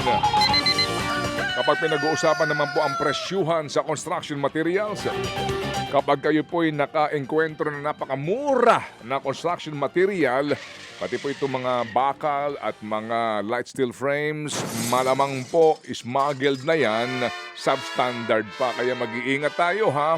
Pag pinag-uusapan po natin ang standard sa mga light steel frames, dito na po tayo sa Certified by the Philippine Standards Bureau. Mga kapatid, kaya nga po may PS mark. Yan po ang JMax Light Steel Frames. maaasahan ang quality at safety. Para nga po sa ating pinagkakabitan ng mga kisame at dingding, Jayamax Light Steel Frames, protektado ka, walang kaba at duda. Jayamax Light Steel Frames. Itanong po sa mga nakakaalam, ang ating mga kaibigan na mga counter clerk sa ating mga suking hardware at dipo. Pagpasok mo, pagpunta mo sa dipo at hardware, sabihin ka agad, ang hinahanap ko, Jayamax Light Steel Frames. Available yan sa New Tableria Insular Lumber sa Tarlac City. Yun New Tableria Insular Lumber, Tarlac City, at maging sa P&L Builders, diyan po naman sa Santa Rosa, sa Nueva Ecija. P&L Builders, Santa Rosa, Nueva Ecija. Ayun, salamat na marami ha. At ang Jayamax ay available din in all leading depot and hardware stores nationwide. Samantala mga kapatid, sa mga balita po sa labas ng bansa, aabot sa 25 ang nasawi matapos ang pananalasa ng Hurricane Melissa sa bansang Haiti. Ang mapaminsalang bagyo umabot po sa Category 5 ang lakas. Dahil sa epekto nito o sa epekto ng kalamidad, maraming residente pong pinalikas. Ang ilang lumikas sa simbahan ng Port-au-Prince pansamantalang tumutuloy. Patuloy na inaalam ang lawak ng pinsalang iniwan ng bagyo sa nasabing bansa. Sa ilang pang mga balita po naman sa iba yung dagat mga kapatid. Bukod po sa bansang Haiti, napinsala rin po ang maraming kabahayan at infrastruktura doon po naman sa Jamaica. Sa drone video ay kita po ang lawak ng pinsalang iniwan ng malakas na bagyong Melissa. Kabilang po sa tinamaan ang Goshen maging ang kabisera ng naturang bansa. At ayon pa rin po sa report, ang Hurricane Melissa ang itinuturing bilang mapaminsalang bagyo ngayong taon sa buong daigdig. Patuloy pang inaalam ang bilang ng mga namatay o sugatan sa naturang kalamidad. 4 naman ang sugatan kasunod ng panibagong serye ng pag-atake ng Russian forces sa Kherson region dyan po sa Ukraine. Kabilang sa binomba ng puwersa ng Russia ang isang children's hospital. Inilabas ng Ukrainian authorities ang iniwang pinsala ng pag-atake sa Moscow. Wala pang inilalabas sa pahayag ang pamunuan ng Russia sa nasabing pambobomba. Abot po naman sa 5 ang patay bunsod po ng pag-atake ng paramilitary forces sa Sudan. Pawang mga volunteer ng International Federation of Red Cross at Red Crescent Societies ang mga biktima ng pamamaril. Sa gitna po yan ng ginagawa nilang pamamahagi ng ayuda sa mga apektado ng gera sa naturang bansa. Kinundinaho naman ng ilang aktivista at mga rights organizations ang naturang karahasan at ang patuloy na gera sa pagitan pa rin po ng Sudanese Army at ng paramilitary forces. Aabot naman sa higit 40 labi ang ipinarada sa kalsada po sa Rio de Janeiro kasunod ng malawakang operasyon ng pulisya sa Brazil. Ayon sa report, pawang miyembro ng pinakamatandang criminal organization na Comando Vermelho mga nasawi. Hinikayat ng Brazilian government ang mga residente na manatili muna sa kani-kanilang mga tahanan habang patuloy ang pagsuyod ng otoridad sa lugar kung saan nagtatago ang iba pang miyembro ng gang group. Ang tamang oras ngayon, mag-aalas 7 na po ng magandang Thursday morning. Good morning, good morning, good morning. Good morning. At bago po ang ating mga balitang entertainment, baby girl, baka nagmamadali na ang ating mga beautiful people dyan sa Good Morning Kapatid. Oy, yun na nga, kasi hanggang alas 7 lamang po tayo dito ng umaga mga kapatid. Ano kaya kanila niluluto ngayon? Oo nga, hindi ko nakita kanina. Mamaya alamin natin. Sa mga kapatid po natin na nakatutok dito sa TV5 hanggang alas 10 po ang programa namin. Pero Mahirap bago po yung mga nilulutong kaso. Naku, mahirap yan. Huwag ganon, huwag naman ganon. Pero eksakto alas 7 muna ng umaga mga kapatid ang oras. Hatid po sa ating lahat yan ang Ulta Bio, ang postbiotic food supplement with Lactococcus lactostrain plasma na galing sa Japan. Panlaban po yan sa puyat, pagod at stress at mabibili sa Lazada, selected Mercury drugstores at ngayon sa South Star Drug nationwide para sa masarap at mahimbing na tulog. Ulta Bio now na. At syempre, hatid din po yan sa ating lahat ng Speed Detergent. Mas pinabisa ang formulation, mas mabango, mas malinis at mas budget-friendly ang laundry experience natin. Kaya pagdating sa labada, Speed Detergent ang maaasahan. Mga kapatid, dito sa TV5, kami po yung napapanood din dahil hanggang alas 10 po tayo sa Signal TV Channel 101PH through FM TV Channel T-shirt mo, 19. dinosaur. Naman, kasi nga lumaki na sila sa kakanakaw nila sa Ano atin. nakalagay dyan? Hanggat may buwaya, may baha. Oo. Thank you, Tita Dina. Yan naman ang katotohanan Hindi talaga mauubos ang baha dito sa Pilipinas. Kasi ngayong ibang proyekto, nilalagay nila doon sa lugar na hindi naman kailangan. Walang baha. Environmentalist, hanggat may baha, may buhaya. Oo. Ano? baliktad. Sabi ng? Environmentalist. Anong sabi? Hanggat may baha, may buhaya. Hindi. Baliktad. Baliktad. Oo. Hanggat may buwaya, may baha. Oo, kasi galing sa kanilang flood control projects, hindi ba? Dahil mas malaki ang kickback doon. Sa iba palang proyekto, 10% lang. Sa flood control, 25 to 30%. May bata, may tula siya dyan, di ba? May tula siya. Ay, sige nga, parinig. Ang buhaya. Sige nga, bago tayo magpaalam sa mga taga TV5, parinig naman yan. Ang buhaya, baw. Oh, ano siya? Ang buhaya, baw. Ay, pakinggan natin. Ang buhaya, may asawang buhaya. Ang buhaya, may anak na buhaya. Ang buhaya, laging buhaya. Ang buhaya, baw. Ang galing ng bata. Kaninong anak yan? Anong gatas niyan? Ang galing ng Gatas batang ng yan. buhaya. Naku po. Totoo Wala yan. palang gatas ang buhaya. May oo, totoo. Kasi walang susong buhaya eh. Isang buong pamilyang buhaya na talaga sila ngayon dyan Di ba eh. itlog ang buhaya, no? Itlog. Nangingitlog ang buhaya. Hindi Sorry wala kasi hindi siyang, po ako fan talaga ng buhaya. Walang suso ang buhaya, kaya walang gatas. Nakakita ka na ba ng buhaya may suso? Eh, hindi pa. Hindi ko naman tinignan yung ilalim Meron. ng buhaya. Yung Meron. ibabaw lang ng Meron katawan sa ng Kongreso. meron.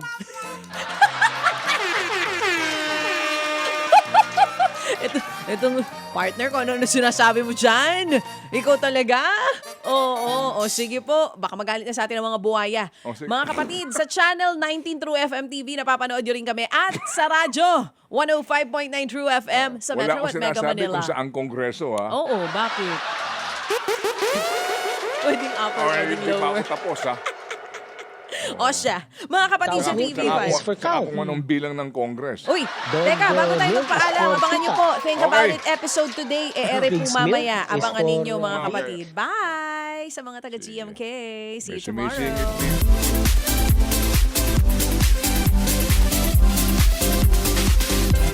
At ito na nga po ang ating Cheesy Ghost Meatballs a la Minecraft. Oo, hindi nag-melt. Ito, lesson learned. Ito naman yung lesson natin dyan. Minsan, kahit sabihin nilang quick melt yung cheese, pwedeng ghost projects din. Hindi substance. Dapat pwede rin yung pre-cut na. Yun yung super malambot. Malinis Baka yun na yung malinis. pwede. Naka-pre-cut na sandwich. Yung sandwich cheese. For context lang, kanina yun yung ginagamit natin na gawin, yung malambot. Pero, yung pre-cut na. Kasi yung nasa plato, natatanggal, dumikit siya sa plato. So, dapat pala, pag tinanggal from the plastic, diretso sa... So, yun ang learning doon. Quick recap lang po tayo sa ating proseso sa kawali. Kanina nagisa si Kuya Andre, bawang sibuyas, sinunod ang tomato sauce, tapos sinimplahan natin ng paminta, paprika at seasoning powder. Pinakuluan po ng maigi at inilagay ang ating cooked meatballs. Nirarap mo. Ipinatong ang sliced cheese na may buta sa meatball at pakuluan ito ng mabilis. Binudburan natin ng parsley garnish para sa servings. Ang budget po nito, 180 pesos for 6 to 8 servings. Titikman na po ni Mama Chicks, Kuya Andre, and Ate Andre. Ayun, alam mo, hindi lang sa cute ha. Kuhang-kuha mo. Tinan mo naman. Importante makikita mo yung sa lasa. sauce. Oo, huwag kayong magmadali dun sa pag-simmer, di ba? 30 minutes natin pina-simmer ito. 30 minutes, Sinimula Mama. natin to nung bago tayo Kaya mag-turn Mama, tingnan mo po yung tomato sauce, yung talagang naluto na siya ng maigi. Talagang malinamnam. Talagang lasan-lasa mo yung yung aromatics, yung lahat ng mga seasoning. Ayan na si Jel. Tikman mo nga kasi minsan alam mo, hindi man siya maganda sa paningin, Yes, pero importante pasok pa yung din. lasa. Minsan ang ganda-ganda ng itsura, tapos di naman masarap. Tama. Pwede nyo nga lagyan na ng pasta yan. Diretso na parang Pwede, Mama. spaghetti and meatball. Rekta na, no? Oh, ayan, no, Mainit pa, nagme-melt na mainit pa. Oo, natutunaw Nagme-melt siya. yung cheese. Yes. Dahan-dahan ka ha. Mabango ha? Mabango. Malasa talaga. Tapos yung Mainit pa manamis-tamis. Type na O, type ng mga bata. Yung matamis. Hindi natin linigyan ito ng asukal, no? Hindi Manamis pa, na miss lang. Mama. Ginamit na. Pwede nyo gawin sweet tomato sauce. Yes, pwede, Mama. Meron kasing mga pasta sauce na Medyo Filipino matamis style. na. Parang Matamis. ganyan. Manamis na bis. Perfect nga para sa mga bata talaga, katulad mo, Andre. Opo, opo. Oh, na-try mo na, Dre? Hindi pa. Ano muna tayo, 7:05. Kain na po tayo ng almusal, mga kapatid, mga nanay, mga tatay. Sa amin naman pong pagbabalik. Unang batch ng kaso sa flood control scandal planong isampa ng Ombudsman sa November 25. Sakita tayo, sweet, spooky at extra sa sarap. DIY Halloween cookies na perfect pang trick or treat na pwede ka pang kumita ng 6 digits kada buwan. Wow! Sa Dear Dimples naman po tayo, serbisyo ng puso, hindi lang trabaho. Yan ang say ng viral na Gen Z embalsamador na may milyon-milyong followers. Tunghayan po ang kanyang kwento mamaya. Marami pa tayo pang good vibes this morning. Kasama pa rin ang inyong fave morning kasalo ang Good Morning, Kapatid!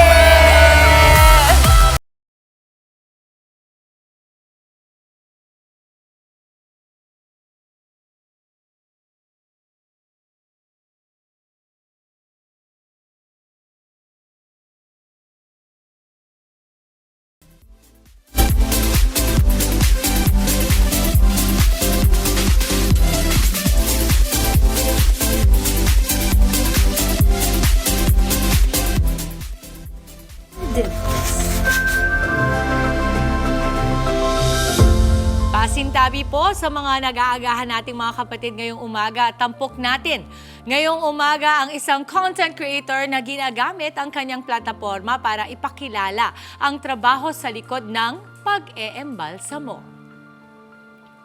Sa kanya pong TikTok account na Kamorg Official na may mahigit 1 million followers. Nako, ay pinapakita niya na hindi lang ito trabaho, kundi isang serbisyo ng puso para sa mga pamilyang naghihinagpis at naghahanap ng huling pag-alala.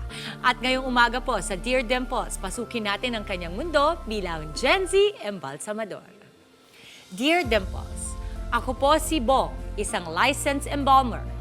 Dati iba ang pangarap ko pero natutunan kong mahalin ang trabahong ito. Hindi madali ang maging embalsamador. Kailangan kong alisin ang takot sa patay, sanayin ang katawan sa puyat at tanggapin na anumang oras maaari kang tawagin para magtrabaho. Sa bawat katawan na hinahawakan ko, nakita ko ang halaga at dignidad ng buhay. Nagpapasalamat po. At ngayong umaga nga po makakasama natin ang content creator at Gen Z embalsamador ng Gapan Nueva Ecija na si Bong. Welcome sa Good Morning Kapatid, Bong! Good morning po, good morning. Bong, ang una kong tanong ay wala bang pagtawag sa'yo ngayong umaga, kanina? Kailan yung huli mong trabaho? Bali kahapon po, nag-imbalsa mo po ako ng... Gaano katagal ba ang pag-eembalsa mo? Usually, ilang oras? Depende po talaga sa katawan ng tao yan eh. Pero karaniwan po, 2 hanggang 3 oras ang pag-imbalsa mo. Tagal. Okay. Sige, simulan na natin, Bong. Bakit mo pinasok ang pagiging content creator habang nag-eembalsa mo ka? At paano ka ba napasok sa embalming profession? Bali, ano po kasi parang maraming tanong yung tao eh. Kung paano ba ginagawa ang pag-iimbalsa sa patay. Talaga hindi nila alam kung paano yung nagiging proseso. Kaya doon po ako na-enganya na talagang ipaliwanag sa kanila ng unti-unti kung paano yung ginagawang procedure sa embalming. At yun, doon nga po, nag-upload na ako na nag-upload hanggang sa marami na yung nakakita, maraming naging interesado. Kaya tinuloy-tuloy ko po yung pag-upload. Yung interest nila, usually, ano yung mga katanungan na nakikita mo sa comment section? Karaniwan po kung tinatanggal ba yung internal organs ng isang patay, ayan, karaniwan yan. Ano lang ba ang tinatanggal sa patay at saan dinadala yung mga tinatanggal sa katawan ng isang patay. Na napaka-valid naman ng mga katanungan, ano? Kasi syempre, namatay na ang aking tatay, namatay ang aking kapatid. And usually talaga, kapag nangyayari yan, lalo na sa mga paniniwala, depende sa relihiyon, di ba? Ako ako, parang lagi ko iniisip na, ano bang gagawin nila doon? Kasi syempre, you wanna keep the dignity of the remains, di ba? Na kailangan malaman nila, lalong-lalo na sa pamilyang malapit na malapit, gusto nilang malaman ano po bang gagawin. At usually, you want to know if yung embalmer also cares enough na maging maingat at marahan, di ba? Okay, sa iyong letter, may iba ka pang pangarap nun. Sinabi mo na meron kang ibang pangarap at hindi ito yung pagiging isang licensed embalmer. Anong trabaho yung gusto mo dapat? Kasi mo talagang may pangarap sa atin yung magulang natin na gusto rin naman na talaga natin matupad. Kaya lang talaga. Ilan ba kayo magkakapatid? Tatlo po. Tatlo. Opo. Lahat pa kayo embalmer, hindi? Bali, ako lang po ang embalmer sa Sino, amin. yung dalawa, ano sila? Bali, yung kapatid ko naman po, ang natutunan niya, yung trabaho sa side ng mother ko. Yung bunso naman, ayun, babae. Hindi, ala pa po siya trabaho. Wala pa. Opo. At ayun, natutunan ko nga po yung, yung embalmer. Ayun, kasi talagang sa side ng father ko, punerarya po ang trabaho. Yes, sir. Was he also an embalmer, yung tatay mo? Bali, ano po siya, nung panahon na nagkasakit yung lolo ko, siya po ang nag-manage ng punerarya. Kaya lang, ayun, ano na rin po, wala na po siya ngayon. So parang ikaw na yung nagtuloy, no, ng ganon. Actually, sa amin, third generation na po ako na embalmer. Pero sa apo, ako pa lang po yung pinakaunang embalsamador. Oo, ay, ang galing naman. Would you say na dahil nakagisnan mo rin ito, kaya medyo kahit papano ay mas less yung takot mo? Kasi kunwari sa ibang tao yan, parang matatakot sa ganong klase ng profesyon, di ba? Ano ba yung gusto mo maging profesyon before maging embalsamador? Actually, talagang ang ministro gusto ko. Kaya lang, you wanted to be a minister? Yes, kaya lang talagang hindi pa siguro ko para doon. Kaya niloob na maging embalmer, ito ngayon yung minahal ko talagang trabaho na para sa akin talaga. Oo. And because your faith, I can see, is very, very strong dahil gusto mo nga maging minister. Do you pray over the body while you're doing it? Is there a certain prayer na dinadasal mo? Ano ba, what goes on in your head kapag habang nag-embalsa mo ka? Actually, hindi naman po siya pray. Parang nasasabi ko lang naman na parang sana hindi ako pahirapan ng patay na to. Kasi may patay po talagang mahirap trabahuhin. Pero hindi siya yung parang pray na pinapanalangin. Hindi po ganun. So, kumbaga, you set that aside and really look at it in a more, kumbaga, practical way, no? Na sana hindi ako mapahirapan ito. May mga nakakatakot ka bang karanasan, kakaibang karanasan habang nag-embalsa mo ka? Ano yung pinaka talagang medyo nayanig ka ng konti na, ay nako, parang ano po yan, karaniwan po kasi, syempre, patay po yung talagang kaharap namin sa araw-araw. Hindi naiiwasan na parang guni-guni yung mga ganyan. Tapos yung mga patay na gumagalaw. Hindi naman po kasi nangyayari po talaga yan . Totoo? Yes, opo. Paano paggalaw? Parang nagtitwitch? Ano lang po siya, mga daliri lang naman yun. Parang epekto ng formalin sa katawan. Okay. Hindi dahil parang gumalaw lang siya on its own. Dahil sa buhay, hindi po. Pero may pagkakataon ba na nabigla ka or natakot ka or nagulat ka? Yun po, yung pinaka talagang unang natakot ako sa patay. Kasi nga, isipin niyo po, nakahigaya. Alam mo nang patay yung tao, ba't biglang gumalaw? Talagang napaka-atras ako. Talagang medyo kinabahan ako ng kaunti. Tapos anong sinabi mo? Ikaw kinabahan ka ng konti. Ako nga, kanikwento mo pa lang sa akin, parang naiihi na ako. Bong naman. Siyempre, pag gumalaw yun, kahit ako din siguro, wala ka bang na-experience sa parang nagpapatay bukas yung ilaw, mga ganon? Ay, karaniwan po yan kasi sa amin, probinsya. Nagkakataon na habang nagbabalsa mo ka, kaming dalawa lang nang patay sa morgue, nawawalan ng kuryente. Anong sinasabi mo? Kinakausap mo ba yung patay? Sinasabi mo ba na, uy, wag mo akong takutin? Parang ganun na nga po. Tapos ayun, ang gagawin ko na lang, lalabas muna ako ng morgue. Kahirap naman pong kami lang dalawa ng patay sa morgue nang walang kuryente. Oo, tama ka naman din doon. Pero ang gusto kong malaman, kapag ba ikaw nagtatrabaho sa morgue, sa punerarya, nagpapagpag din kayo? Kasi, di ba, everyday totoo ba yun? Kasi tayo, di ba, pupunta ka sa alamay, magpapagpag ka. Actually, kasi kami po, parang kaming sa punerarya, parang hindi na kami normal naniniw. na. Normal, parang So pag umuwi ka, okay na yun? Oo, okay na po yun. Tsaka sa pagod mo siguro, parang kahit siguro galaw-galawin ka nung parang may bumubulong sa'yo, di mo na maririnig, no? Hindi, pero alam mo, Bong, I commend you for the work that you do as an embalmer, a licensed embalmer, but also as a content creator. Kasi maraming gumagamit ng social media platforms na hindi maganda yung impormasyon na pinapangalap nila. Samantalang sa'yo, ito ay trabaho na may dignidad, integridad, at legal, desente, maayos. Oo. Yan ang hindi natin dapat ikahiya. No? Kaya ang husay, maraming salamat sa iyo, Bong. At sana marami ka pang mga ma-inspire, no? Kasi ito ay isang trabaho na marangal. Oo. Okay, Bong, ito na lang. Anong mensahe mo na gustong ipabaon sa mga kabataan na nanonood ngayon at gustong pumasok bilang isang licensed embalmer na kagaya mo? Ayun, ang pinaka masasabi ko lang po sa kanila, huwag silang masapatan sa kung ano yung itinuro sa kanila ng mga embalmer. Kasi ganun po mangyayari. Tuturuan lang din sila ng embalmer. Huwag silang masapatan doon. Lalo nilang, kumbaga, paunlarin. I-upgrade nila yung natutunan nila sa mga embalmer. Kasi karaniwan po dyan yung pag-aayos ng muka. Hindi naman po pwede na basta karaniwang expression, kailangan upgrade na napapangiti mo yung patay, napapaganda mo yung patay sa pamamagitan ng pagme-makeup. Kasi yun lang naman ang tinitingnan ng tao. Hindi naman tinitingnan ng tao kung paano mo preserve yung patay. Kailangan ang makita nila yung paano ka mag-ayos ng patay sa pamamagitan ng mga parte na nakikita nila sa isang patay. Ang ganda. Alam mo, I'm so curious. I'm so interested. Ang galing mong ini-explain ito dahil alam na alam mong mahusay ka sa iyong trabaho. Bong, maraming salamat. Social media accounts we can follow you on sa mga gusto pa nila. Oo. Sinong follower natin? Ayun, Oo. Ay, ang galing! Oo, tatay, ang galing. At saka si Kuya Edison din. Alam mo na, may next career ka pagkatapos mo mag-cameraman. Oo. Total, marami ka rin namang naririnig na ganyan, di ba, Kuya Edison?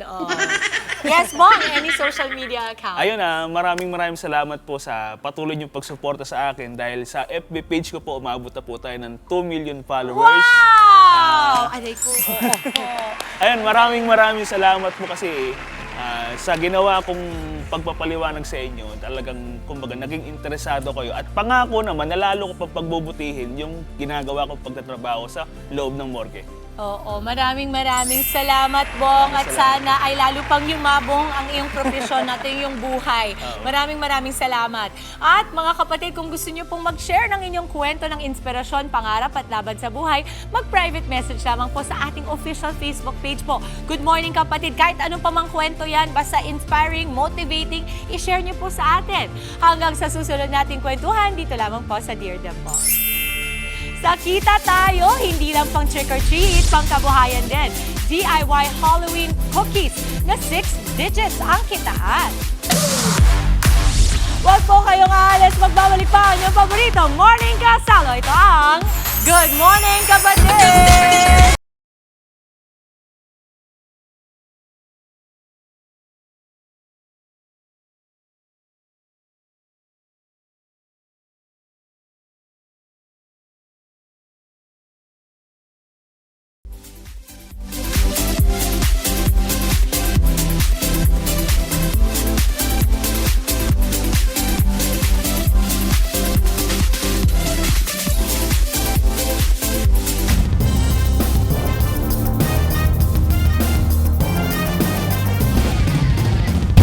Babalik po ang frontline sa umaga sa Good Morning Kapatid.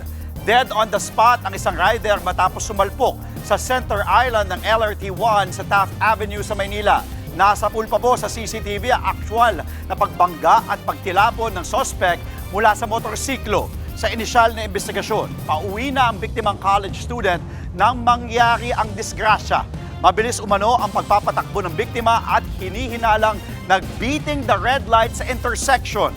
Posible rin daw na iniwasan ng biktima ang lubak sa kalsada kaya na aksidente. May suot naman siyang helmet pero nawasak din ito sa lakas ng impact. Pansamantalang nagpatupad ng rerouting sa kalsada para maiwasan ang pagbigat ng daloy ng trapiko. Patay ang isang lalaking nag-amok matapos makipagbarilan sa mga pulis sa San Jose del Monte, Bulacan. Magaling! Tumama! Umalingaw-ngaw ang sunod-sunod na putok ng baril sa Barangay Muzon, South dahil sa engkwentro. Ayon sa mga otoridad, una munang nag-report ang isang concerned citizen tungkol sa pag-aamok ng lalaki sa lugar. Nang rumesponde sila, agad umanong nagpaputok ang sospek. Gumanti naman ang mga pulis hanggang sa mapatay siya. Bukod sa nasawing suspect, sugatan naman ang isang BJMP officer na tumulong sa pagresponde matapos mabaril ng suspect sa kamay. Napag-alamang mayroong standing warrant of arrest ang suspect sa kasong murder sa Navotas City. Sa Kita Tayo, sweet treats na may sweet extra income. DIY Halloween cookies mula sa Cookie Project Manila. Mga kapatid, wag po kayong aalis. Tuloy-tuloy lamang po ang ating happy morning sa pagbabalik ng Good Morning Kapatid!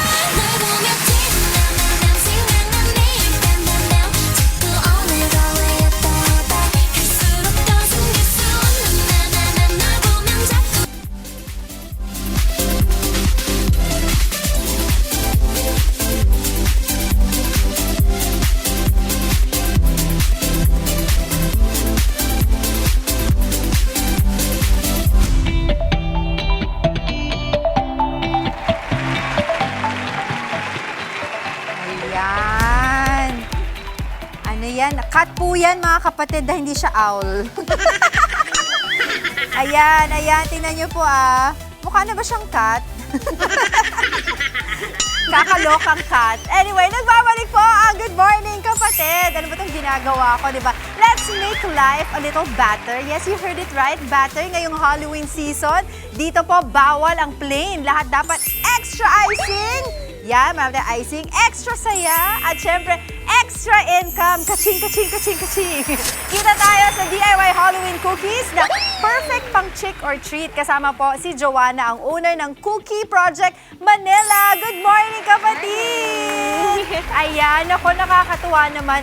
Quick lang trivia dito sa kay Miss Joanna. Si Miss Joanna po ay ngayon ko lang nakita in person, pero magkakilala na kami nung 2020 pa lamang. Dahil sa kanya na ako nag-order nitong mga cookies na to, na pang-activities talaga sa aming family. It's so nice to see you in person. Yes po. Okay, so pag-usapan na natin ito, ano ba tong mga design ng inyong DIY Halloween cookies? For Halloween po, we have ghost. We also have vampire. Yung dinecorate niyo po na witch cat. Ito, witch cat yan. Hindi yan owl lang. Witch cat yan. Tapos we also have specialty this year, yung K-pop Demon Hunter. Ayun, saan yung K-pop Demon Hunter? Yan yung mga favorite na mga bagets ngayon. Ito ba? Andyan po si saan ba? Ito? Yan. Ayan! Ito Si pala, Rumi. hindi ko nakita. Ito. Ayan siya.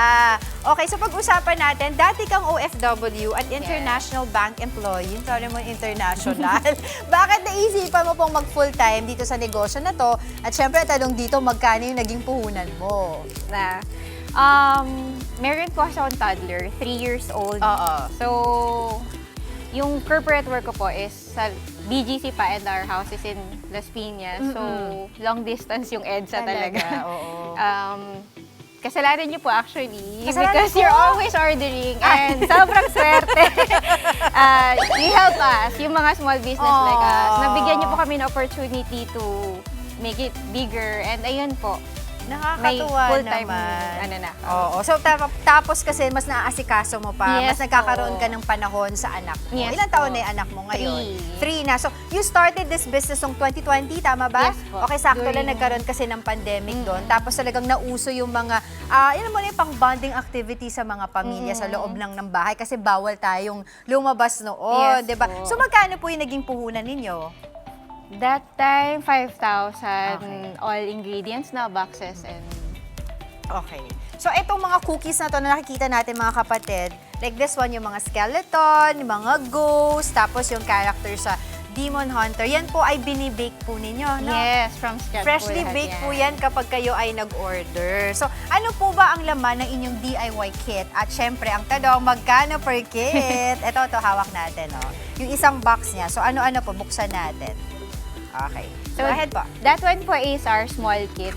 Meron siyang 4 cookies, sugar cookies, 2 icings, 1 sprinkles, and usually we have our extra Halloween candies. Ayun, ito yon, Yes diba? po. So, actually, pwede siya, depende rin sa okasyon, diba? So, pwede magpa-customize. Fully customized So, ano-ano po, yung mga size, pwede shape. natin paggawa na design sa inyo? Any po. So, imagination is the limit actually Oh, wow! for cookie project. Oo. we also have yung mga branded. Some brand po sa Rockwell, nag-order din sa amin pag may opening yung stores nila, gano'n. And mostly po for birthday ng kids. Birthday, Easter, Yes. di ba? Hindi lang Halloween, Yun po. Christmas, yan. Kasi doon tayo lagi nag-uusap Yes. mga ganong okasyon. Magkano po ba ang isang ganito? That po is 385. We also have the big one, 600. Magdodoble Sa big lang one yung... naman, doble lang yun lang. Apo. Pakita natin sa kanila. Okay, so 600 itong malaki. And Mas then- madami lang yung cookies, mas marami lang din yung icing, different Yes. colors as well. Yes. And then, 200 po. This is ito mini. naman yung maliliit. Pakita Mostly natin yung giveaways. nakabukas. Ayan, ito to. Kinuha ko yung Ito. icing. Ito naman yung yung mini box mo, Yes po. di ba? Mostly pang giveaways siya. Yes. Magkano naman siya? 200. Okay. So, magkano ang kinikita during regular and peak hours? For or months? regular po, nung still working pa, kasi kakastart ko lang ng full-time, nung still working pa, at least 20 to 30 a month. Pero pag ganito po, Halloween and Christmas, talagang patok na patok. Yes. Ano, up to busy-busy. Yes Good po. problem Walang yan. tulog, yes. Tsaka ang maganda dito mga kapatid, bukod sa syempre maganda sa mata dahil may mga design siya, tapos iba't iba yung color, na-enhance din yung creativity ng mga bata, yung bonding ng pamilya, and of course, masarap yung cookies niya. I tell you guys hindi ako nagjo-joke, masarap yung cookies niya. So sa mga gustong umorder at magpa-customize, saan kayo pwedeng makontak? Our page po, we have Facebook and Instagram, Cookie Project Manila.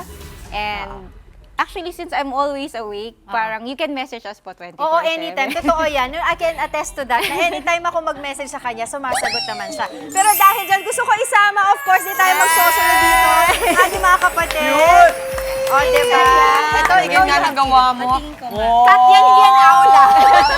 Tsaka ano yan multitasking yan habang nag-i-interview gumagawa. Oo, Cute diba? naman. So, ayan nga sinabi ko, iba-iba yung mga shapes and designs ng cookies. At masarap din yan. Maganda pang regalo, mama. Or mga party favors, Yes ganyan. po. Kasi we customize the stickers din. Pwede your name. Pwede. Yes, Or picture ng Yes. anak na. Siyempre, titikim na tayo, di ba? Man yun na masarap yan. Tapos lahat nasa kit na lahat ng mga kailangan. Nasa kit na lang. Scissors po. Diba? Uy, napaka-cute naman ito, mama. May lapid Laila! Ayun din kami dito. May lapit na din kami dito, Laila. Good. So ano yan? So lahat ng klase ng occasions, kayang-kaya niya ibigay sa inyo yung design. So siya, syempre, magaling siya mag-design compared sa akin. Kakainin ko na lang. Oo. Ang sarap pa ng cookie. Diba? Okay. Maraming salamat, Thank you Miss po. Joanne ng Cookie Project Manila. Thank you, Ma'am Joanna. Bigyan mo ng Demon Hunter yung Tito Alvin natin dyan. Talaga naman kahit sino pwedeng magnegosyo para lahat. Kita tayo. Alright! That is it para sa ating terrific Thursday morning. 56 days to go. Pasko na! Bukas Halloween party tayo! Bukas mga costume tayo! Zombies. Alright, tuloy-tuloy lamang po sa pag-spread ng good vibes, kapatid. Para sa mga kids, more fun pa tayo! Dahil susunod na ang Little Princess Sarah at Dog of Flanders. At tumutok pa rin sa mga regular weather updates. Saka, kita-kits pa rin tayo bukas. Mag-ingat mo lagi yan ang paalala ng inyong paboritong kasalo sa umaga. Ito po! Good morning, kapatid!